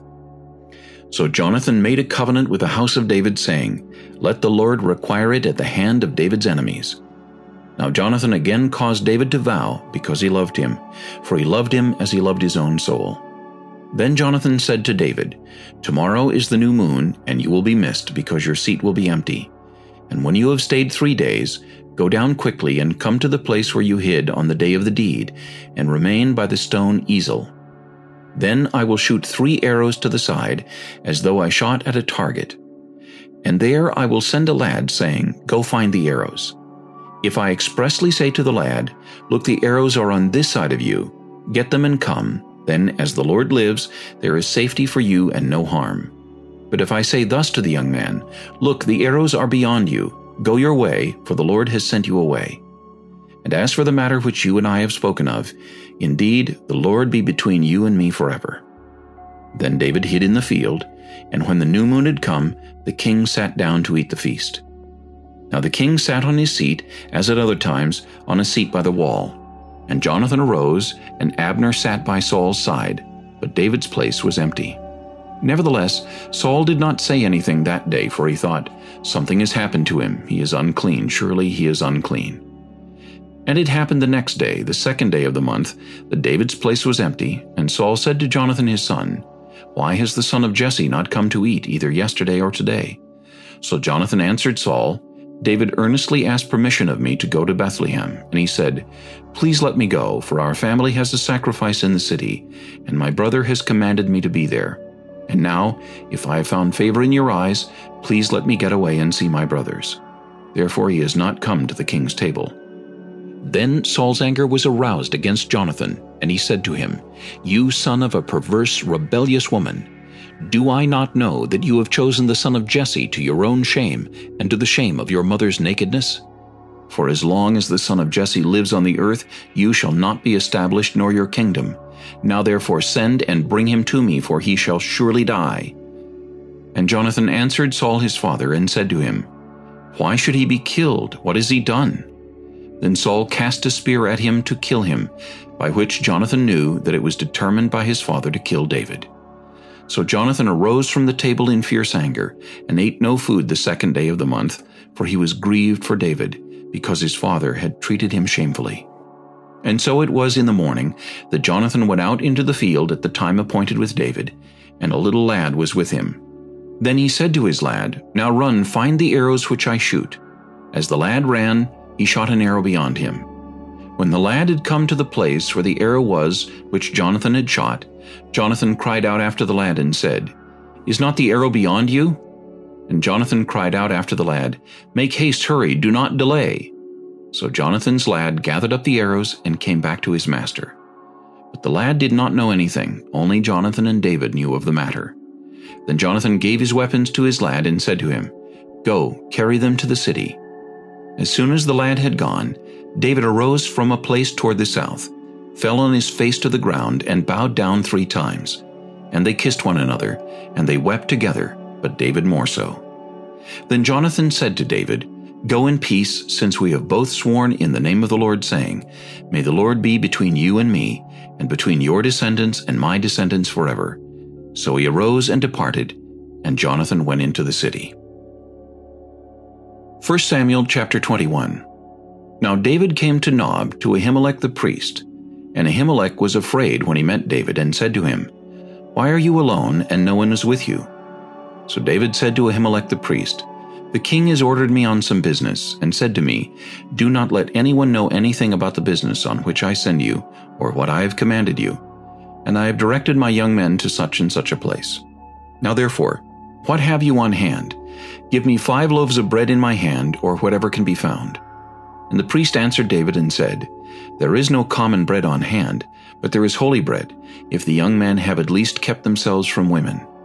Then David answered the priest and said to him, "Truly women have been kept from us about 3 days since I came out, and the vessels of the young men are holy, and the bread is in effect common, even though it was consecrated in the vessel this day." So the priest gave him holy bread, for there was no bread there but the showbread, which had been taken from before the Lord, in order to put hot bread in its place on the day when it was taken away. Now a certain man of the servants of Saul was there that day, detained before the Lord, and his name was Doeg, an Edomite, the chief of the herdsmen who belonged to Saul. And David said to Ahimelech, "Is there not here on hand a spear or a sword? For I have brought neither my sword nor my weapons with me, because the king's business required haste." So the priest said, "The sword of Goliath the Philistine, whom you killed in the valley of Elah, there it is, wrapped in a cloth behind the ephod. If you will take that, take it, for there is no other except that one here." And David said, "There is none like it. Give it to me." Then David arose and fled that day from before Saul, and went to Achish the king of Gath. And the servants of Achish said to him, "Is this not David the king of the land? Did they not sing of him to one another in dances, saying, 'Saul has slain his thousands, and David his 10,000s?'" Now David took these words to heart, and was very much afraid of Achish the king of Gath. So he changed his behavior before them, pretended madness in their hands, scratched on the doors of the gate, and let his saliva fall down on his beard. Then Achish said to his servants, "Look, you see the man is insane. Why have you brought him to me? Have I need of madmen, that you have brought this fellow to play the madman in my presence? Shall this fellow come into my house?" 1 Samuel chapter 22. David therefore departed from there, and escaped to the cave of Adullam. So when his brothers and all his father's house heard it, they went down there to him. And everyone who was in distress, everyone who was in debt, and everyone who was discontented gathered to him. So he became captain over them. And there were about 400 men with him. Then David went from there to Mizpah of Moab, and he said to the king of Moab, "Please let my father and mother come here with you, till I know what God will do for me." So he brought them before the king of Moab, and they dwelt with him all the time that David was in the stronghold. Now the prophet Gad said to David, "Do not stay in the stronghold, depart, and go to the land of Judah." So David departed, and went into the forest of Hereth. When Saul heard that David and the men who were with him had been discovered, now Saul was staying in Gibeah under a tamarisk tree in Ramah, with his spear in his hand, and all his servants standing about him. Then Saul said to his servants who stood about him, "Hear now, you Benjamites, will the son of Jesse give every one of you fields and vineyards, and make you all captains of thousands and captains of hundreds? All of you have conspired against me. And there is no one who reveals to me that my son has made a covenant with the son of Jesse, and there is not one of you who is sorry for me, or reveals to me that my son has stirred up my servant against me, to lie in wait, as it is this day. Then answered Doeg the Edomite, who was set over the servants of Saul, and said, I saw the son of Jesse going to Nob, to Ahimelech the son of Ahitub. And he inquired of the Lord for him, gave him provisions, and gave him the sword of Goliath the Philistine. So the king sent to call Ahimelech the priest, the son of Ahitub, and all his father's house, the priests who were in Nob, and they all came to the king. And Saul said, Hear now, son of Ahitub. He answered, Here I am, my lord. Then Saul said to him, Why have you conspired against me, you and the son of Jesse, in that you have given him bread and a sword, and have inquired of God for him, that he should rise against me to lie in wait, as it is this day? So Ahimelech answered the king and said, And who among all your servants is as faithful as David, who is the king's son-in-law, who goes at your bidding and is honorable in your house? Did I then begin to inquire of God for him? Far be it from me. Let not the king impute anything to his servant, or to any in the house of my father, for your servant knew nothing of all this, little or much. And the king said, You shall surely die, Ahimelech, you and all your father's house. Then the king said to the guards who stood about him, Turn and kill the priests of the Lord, because their hand also is with David, and because they knew when he fled and did not tell it to me. But the servants of the king would not lift their hands to strike the priests of the Lord. And the king said to Doeg, You turn and kill the priests. So Doeg the Edomite turned and struck the priests, and killed on that day 85 men who wore a linen ephod. Also Nob, the city of the priests, he struck with the edge of the sword, both men and women, children and nursing infants, oxen and donkeys and sheep, with the edge of the sword. Now one of the sons of Ahimelech, the son of Ahitub, named Abiathar, escaped and fled after David. And Abiathar told David that Saul had killed the Lord's priests. So David said to Abiathar, I knew that day, when Doeg the Edomite was there, that he would surely tell Saul, I have caused the death of all the persons of your father's house. Stay with me, do not fear, for he who seeks my life seeks your life. But with me you shall be safe.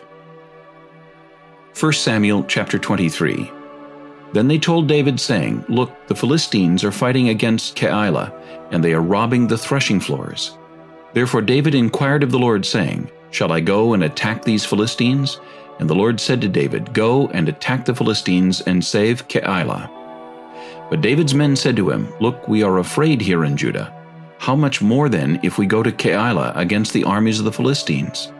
Then David inquired of the Lord once again, and the Lord answered him and said, Arise, go down to Keilah, for I will deliver the Philistines into your hand.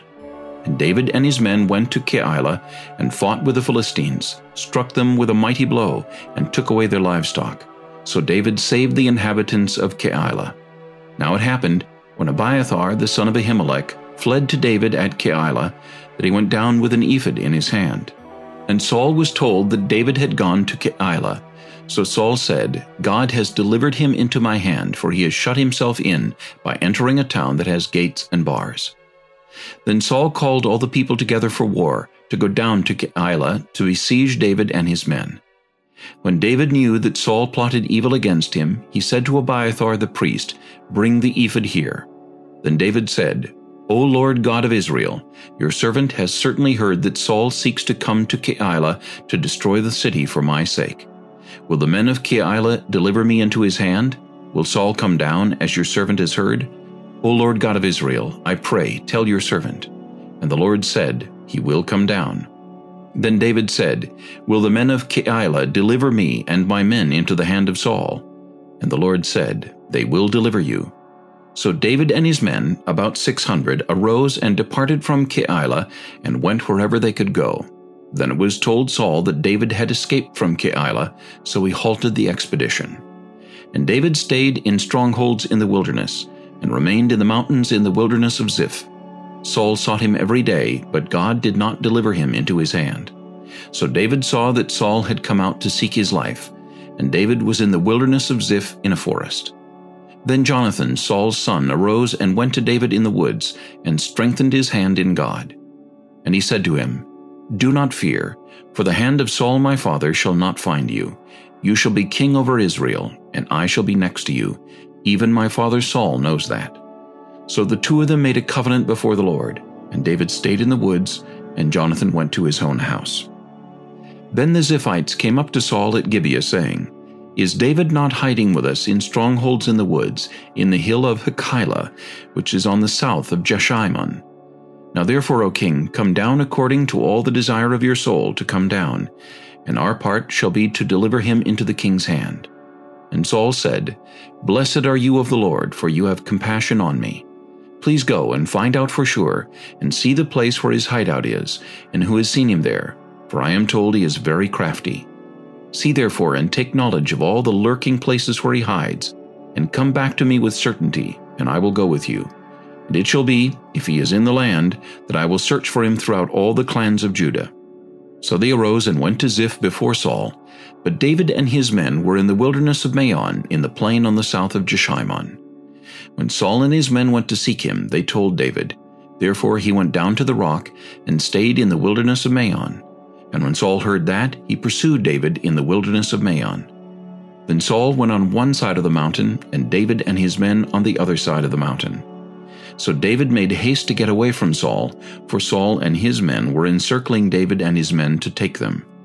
But a messenger came to Saul, saying, Hurry and come, for the Philistines have invaded the land. Therefore Saul returned from pursuing David and went against the Philistines. So they called that place the Rock of Escape. Then David went up from there and dwelt in strongholds at En-gedi. 1 Samuel chapter 24. Now it happened, when Saul had returned from following the Philistines, that it was told him, saying, Take note, David is in the wilderness of En-gedi. Then Saul took 3,000 chosen men from all Israel, and went to seek David and his men on the rocks of the wild goats. So he came to the sheepfolds by the road, where there was a cave, and Saul went in to attend to his needs. David and his men were staying in the recesses of the cave. Then the men of David said to him, This is the day of which the Lord said to you, Behold, I will deliver your enemy into your hand, that you may do to him as it seems good to you. And David arose and secretly cut off a corner of Saul's robe. Now it happened afterward that David's heart troubled him, because he had cut Saul's robe. And he said to his men, The Lord forbid that I should do this thing to my master, the Lord's anointed, to stretch out my hand against him, seeing he is the anointed of the Lord. So David restrained his servants with these words, and did not allow them to rise against Saul. And Saul got up from the cave and went on his way. David also arose afterward, went out of the cave, and called out to Saul, saying, My lord the king. And when Saul looked behind him, David stooped with his face to the earth and bowed down. And David said to Saul, Why do you listen to the words of men who say, Indeed, David seeks your harm?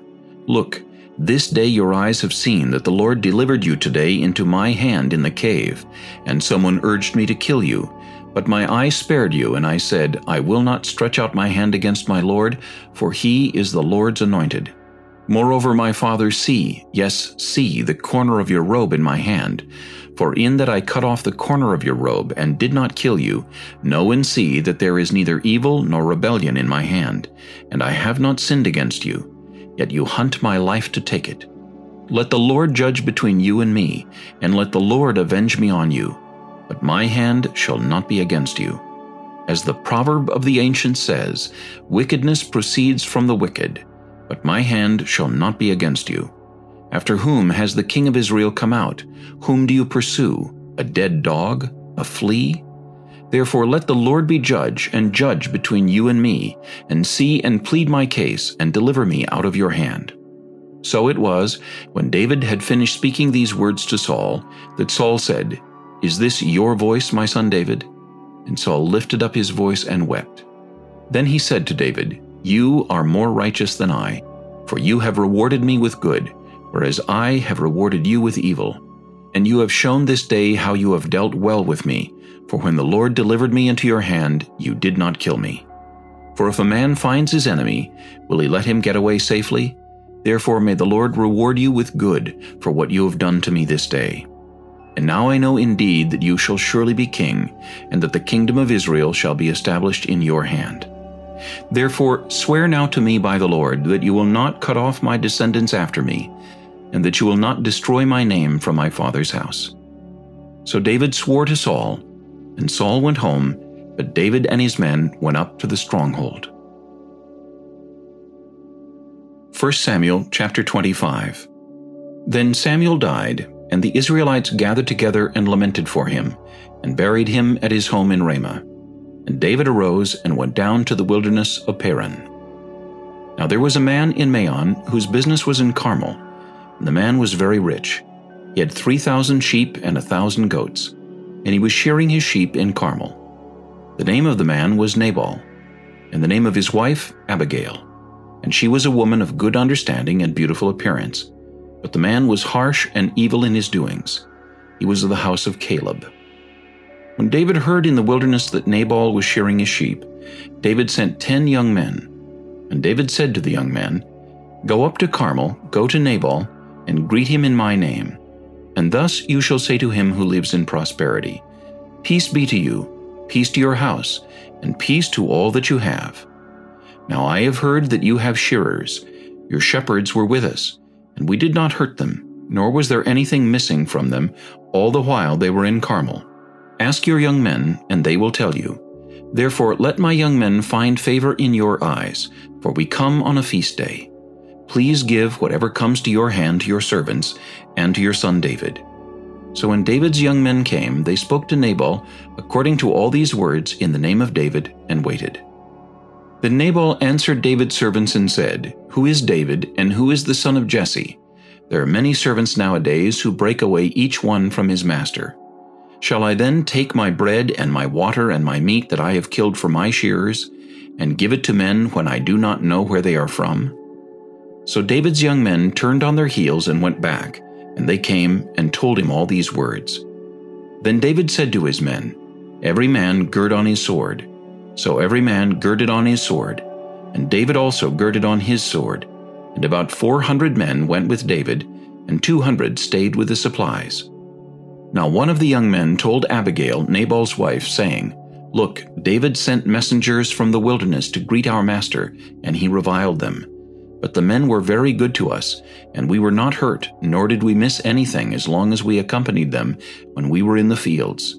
They were a wall to us, both by night and day, all the time we were with them, keeping the sheep. Now therefore, know and consider what you will do, for harm is determined against our master and against all his household, for he is such a scoundrel that one cannot speak to him." Then Abigail made haste and took 200 loaves of bread, 2 skins of wine, 5 sheep already dressed, 5 seahs of roasted grain, 100 clusters of raisins, and 200 cakes of figs, and loaded them on donkeys. And she said to her servants, "Go on before me. See, I am coming after you." But she did not tell her husband Nabal. So it was, as she rode on the donkey, that she went down under cover of the hill, and there were David and his men coming down toward her, and she met them. Now David had said, "Surely in vain I have protected all that this fellow has in the wilderness, so that nothing was missed of all that belongs to him, and he has repaid me evil for good. May God do so, and more also, to the enemies of David, if I leave one male of all who belong to him by morning light." Now when Abigail saw David, she dismounted quickly from the donkey, fell on her face before David, and bowed down to the ground. So she fell at his feet and said, "On me, my lord, on me let this iniquity be, and please let your maidservant speak in your ears, and hear the words of your maidservant. Please let not my lord regard this scoundrel Nabal, for as his name is, so is he. Nabal is his name, and folly is with him. But I, your maidservant, did not see the young men of my lord whom you sent. Now therefore, my lord, as the Lord lives, and as your soul lives, since the Lord has held you back from coming to bloodshed, and from avenging yourself with your own hand, now then, let your enemies and those who seek harm for my lord be as Nabal. And now this present which your maidservant has brought to my lord, let it be given to the young men who follow my lord. Please forgive the trespass of your maidservant, for the Lord will certainly make for my lord an enduring house, because my lord fights the battles of the Lord, and evil is not found in you throughout your days. Yet a man has risen to pursue you and seek your life, but the life of my lord shall be bound in the bundle of the living with the Lord your God, and the lives of your enemies he shall sling out as from the pocket of a sling. And it shall come to pass, when the Lord has done for my lord according to all the good that he has spoken concerning you, and has appointed you ruler over Israel, that this will be no grief to you, nor offense of heart to my lord, either that you have shed blood without cause, or that my lord has avenged himself. But when the Lord has dealt well with my lord, then remember your maidservant." Then David said to Abigail, "Blessed is the Lord God of Israel, who sent you this day to meet me. And blessed is your advice, and blessed are you, because you have kept me this day from coming to bloodshed, and from avenging myself with my own hand. For indeed, as the Lord God of Israel lives, who has kept me back from hurting you, unless you had hurried and come to meet me, surely by morning light no males would have been left to Nabal." So David received from her hand what she had brought him, and said to her, "Go up in peace to your house. See, I have heeded your voice, and respected your person." Now Abigail went to Nabal, and there he was, holding a feast in his house, like the feast of a king. And Nabal's heart was merry within him, for he was very drunk. Therefore she told him nothing, little or much, until morning light. So it was in the morning, when the wine had gone from Nabal, and his wife had told him these things, that his heart died within him, and he became like a stone. Then it happened, after about 10 days, that the Lord struck Nabal, and he died. So when David heard that Nabal was dead, he said, "Blessed be the Lord, who has pleaded the cause of my reproach from the hand of Nabal, and has kept his servant from evil. For the Lord has returned the wickedness of Nabal on his own head." And David sent and proposed to Abigail to take her as his wife.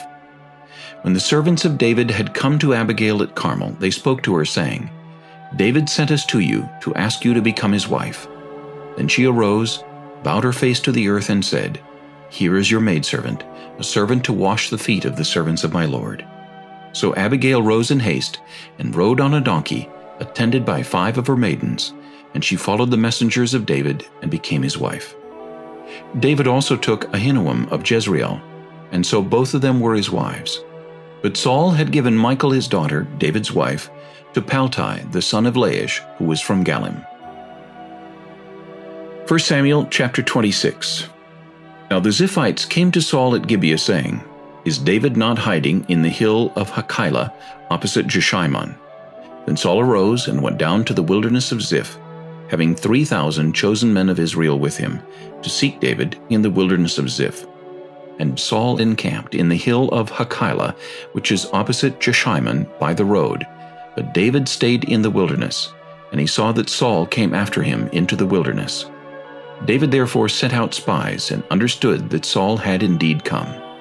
So David arose and came to the place where Saul had encamped. And David saw the place where Saul lay, and Abner the son of Ner, the commander of his army. Now Saul lay within the camp, with the people encamped all around him.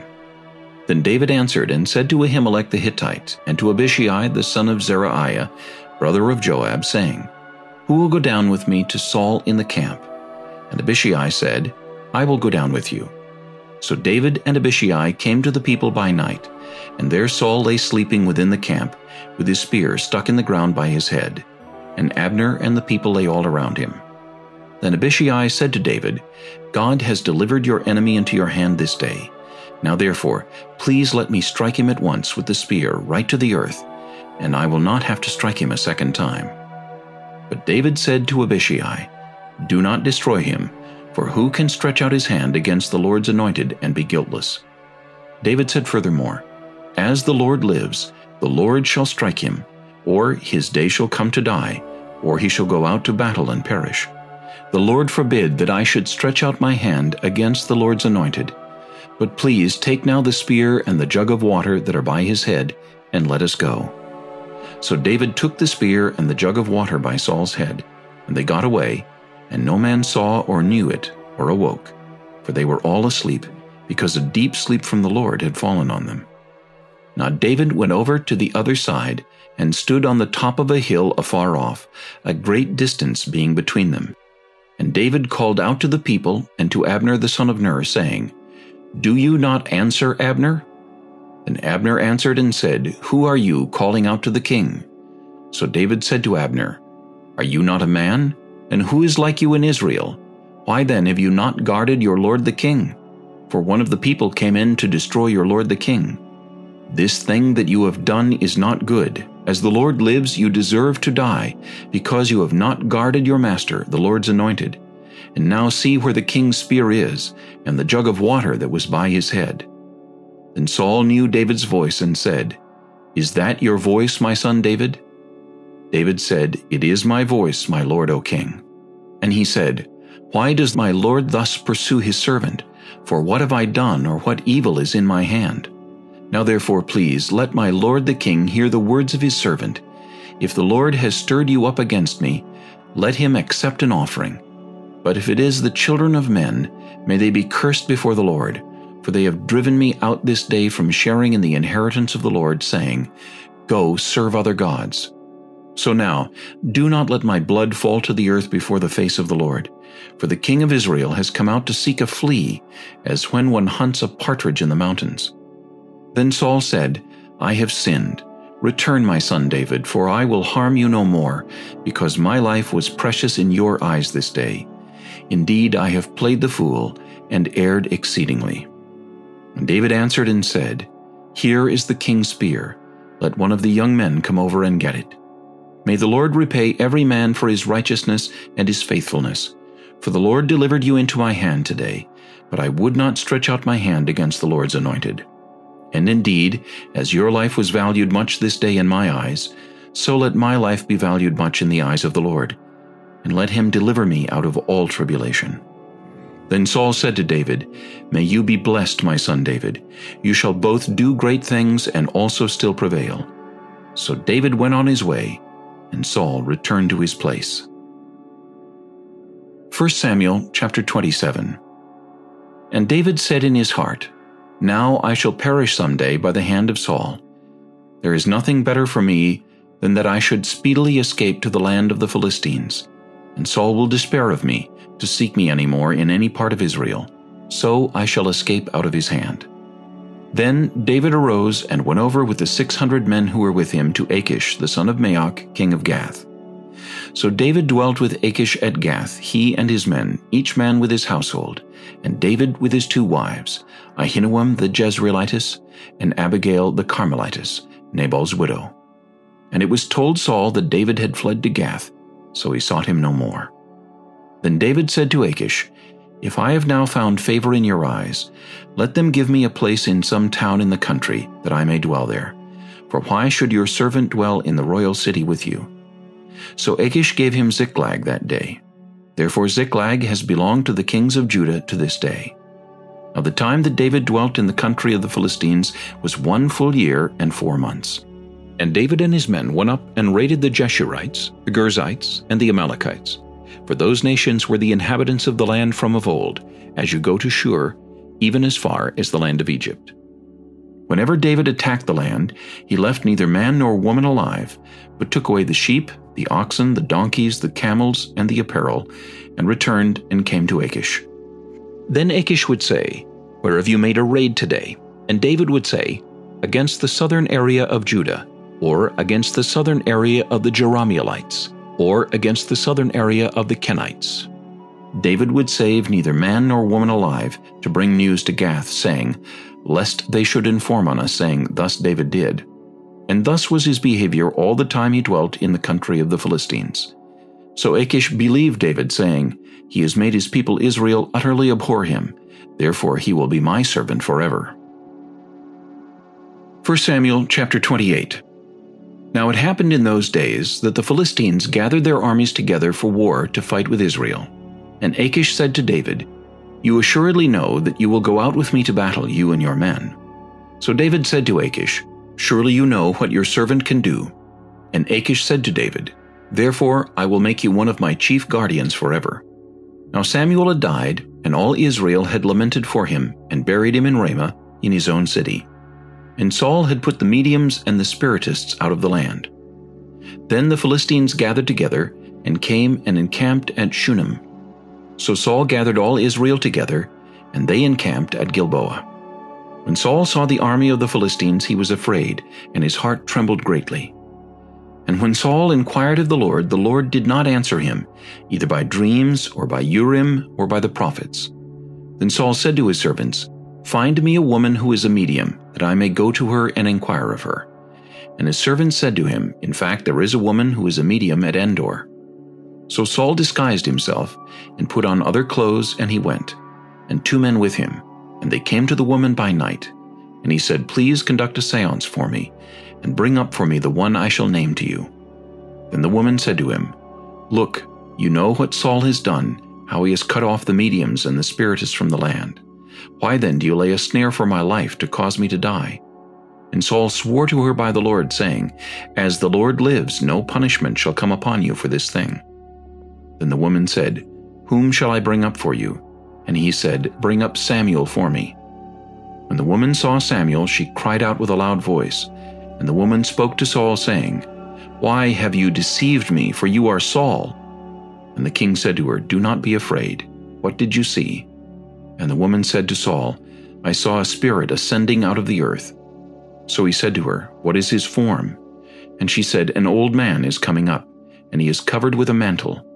And Saul perceived that it was Samuel, and he stooped with his face to the ground and bowed down. Now Samuel said to Saul, Why have you disturbed me by bringing me up?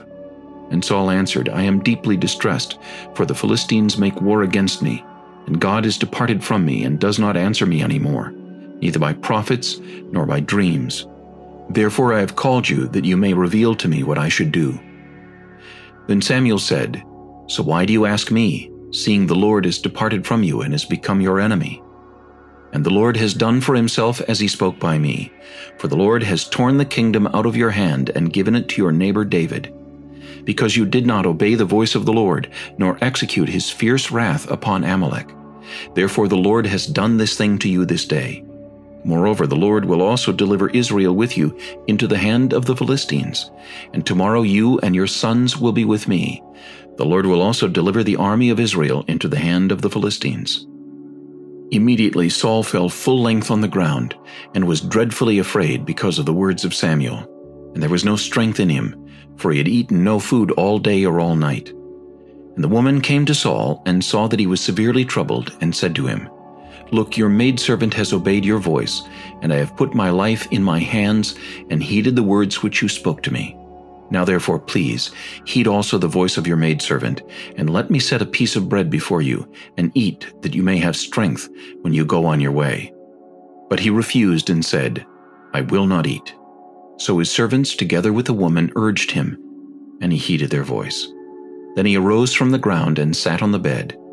Now the woman had a fatted calf in the house, and she hastened to kill it, and she took flour and kneaded it, and baked unleavened bread from it. So she brought it before Saul and his servants, and they ate. Then they rose and went away that night. 1 Samuel chapter 29. Then the Philistines gathered together all their armies at Aphek, and the Israelites encamped by a fountain which is in Jezreel. And the lords of the Philistines passed in review by hundreds and by thousands, but David and his men passed in review at the rear with Achish. Then the princes of the Philistines said, What are these Hebrews doing here? And Achish said to the princes of the Philistines, Is this not David the servant of Saul, king of Israel, who has been with me these days or these years? And to this day I have found no fault in him since he defected to me. But the princes of the Philistines were angry with him. So the princes of the Philistines said to him, Make this fellow return, that he may go back to the place which you have appointed for him, and do not let him go down with us to battle, lest in the battle he become our adversary. For with what could he reconcile himself to his master, if not with the heads of these men? Is this not David of whom they sang to one another in dances, saying, Saul has slain his thousands, and David his 10,000s?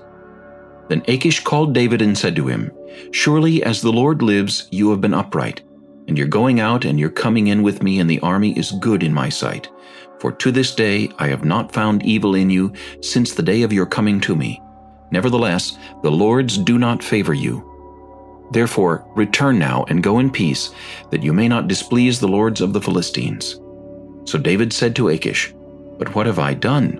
And to this day, what have you found in your servant as long as I have been with you, that I may not go and fight against the enemies of my lord the king?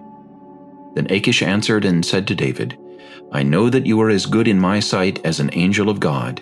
Nevertheless, the princes of the Philistines have said, He shall not go up with us to the battle. Now therefore, rise early in the morning with your master's servants who have come with you, and as soon as you are up early in the morning and have light, depart." So David and his men rose early to depart in the morning, to return to the land of the Philistines. And the Philistines went up to Jezreel.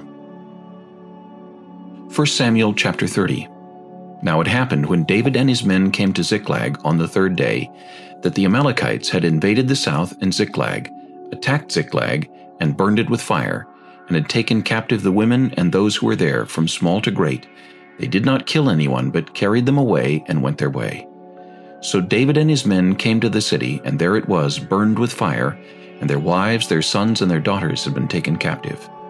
Then David and the people who were with him lifted up their voices and wept, until they had no more power to weep.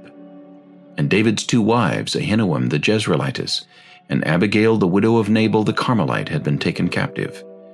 Now David was greatly distressed, for the people spoke of stoning him, because the soul of all the people was grieved, every man for his sons and his daughters. But David strengthened himself in the Lord his God. Then David said to Abiathar the priest, Ahimelech's son, "Please bring the ephod here to me." And Abiathar brought the ephod to David. So David inquired of the Lord, saying, "Shall I pursue this troop? Shall I overtake them?" And he answered him, "Pursue, for you shall surely overtake them, and without fail recover all." So David went, he and the 600 men who were with him, and came to the brook Besor, where those stayed who were left behind. But David pursued, he and 400 men, for 200 stayed behind, who were so weary that they could not cross the brook Besor. Then they found an Egyptian in the field, and brought him to David, and they gave him bread, and he ate, and they let him drink water. And they gave him a piece of cake of figs, and 2 clusters of raisins. So when he had eaten, his strength came back to him, for he had eaten no bread nor drunk water for 3 days and 3 nights. Then David said to him, "To whom do you belong, and where are you from?" And he said, "I am a young man from Egypt, servant of an Amalekite, and my master left me behind, because 3 days ago I fell sick. We made an invasion of the southern area of the Kerethites in the territory which belongs to Judah, and of the southern area of Caleb, and we burned Ziklag with fire." And David said to him, "Can you take me down to this troop?" So he said, "Swear to me by God that you will neither kill me nor deliver me into the hands of my master, and I will take you down to this troop."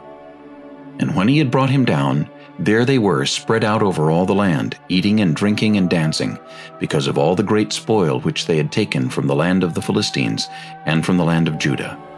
Then David attacked them from twilight until the evening of the next day. Not a man of them escaped, except 400 young men who rode on camels and fled. So David recovered all that the Amalekites had carried away, and David rescued his 2 wives. And nothing of theirs was lacking, either small or great, sons or daughters, spoil or anything which they had taken from them. David recovered all. Then David took all the flocks and herds they had driven before those other livestock, and said, "This is David's spoil." Now David came to the 200 men who had been so weary that they could not follow David, whom they also had made to stay at the brook Besor. So they went out to meet David, and to meet the people who were with him. And when David came near the people, he greeted them. Then all the wicked and worthless men of those who went with David answered and said, "Because they did not go with us, we will not give them any of the spoil that we have recovered, except for every man's wife and children, that they may lead them away and depart." But David said, "My brethren, you shall not do so with what the Lord has given us, who has preserved us, and delivered into our hand the troop that came against us. For who will heed you in this matter? But as his part is who goes down to the battle, so shall his part be who stays by the supplies. They shall share alike." So it was from that day forward he made it a statute and an ordinance for Israel to this day. Now when David came to Ziklag, he sent some of the spoil to the elders of Judah to his friends, saying, "Here is a present for you from the spoil of the enemies of the Lord, to those who were in Bethel, those who were in Ramoth of the south, those who were in Jattir, those who were in Aroer, those who were in Siphmoth, those who were in Eshtemoa, those who were in Rachel, those who were in the cities of the Jerahmeelites, those who were in the cities of the Kenites, those who were in Hormah, those who were in Korashin, those who were in Athak, those who were in Hebron, and to all the places where David himself and his men were accustomed to rove." 1 Samuel chapter 31. Now the Philistines fought against Israel, and the men of Israel fled from before the Philistines, and fell slain on Mount Gilboa. Then the Philistines followed hard after Saul and his sons, and the Philistines killed Jonathan, Abinadab, and Malchishua, Saul's sons. The battle became fierce against Saul. The archers hit him, and he was severely wounded by the archers. Then Saul said to his armor-bearer, "Draw your sword and thrust me through with it, lest these uncircumcised men come and thrust me through and abuse me." But his armor-bearer would not, for he was greatly afraid. Therefore Saul took a sword and fell on it. And when his armor-bearer saw that Saul was dead, he also fell on his sword and died with him. So Saul, his 3 sons, his armor-bearer, and all his men died together that same day. And when the men of Israel who were on the other side of the valley, and those who were on the other side of the Jordan saw that the men of Israel had fled, and that Saul and his sons were dead, they forsook the cities and fled, and the Philistines came and dwelt in them. So it happened the next day, when the Philistines came to strip the slain, that they found Saul and his 3 sons fallen on Mount Gilboa. And they cut off his head, and stripped off his armor, and sent word throughout the land of the Philistines, to proclaim it in the temple of their idols and among the people. Then they put his armor in the temple of the Ashtoreths, and they fastened his body to the wall of Bethshan. Now when the inhabitants of Jabesh-Gilead heard what the Philistines had done to Saul, all the valiant men arose and traveled all night, and took the body of Saul and the bodies of his sons from the wall of Bethshan, and they came to Jabesh and burned them there. Then they took their bones and buried them under the tamarisk tree at Jabesh, and fasted 7 days.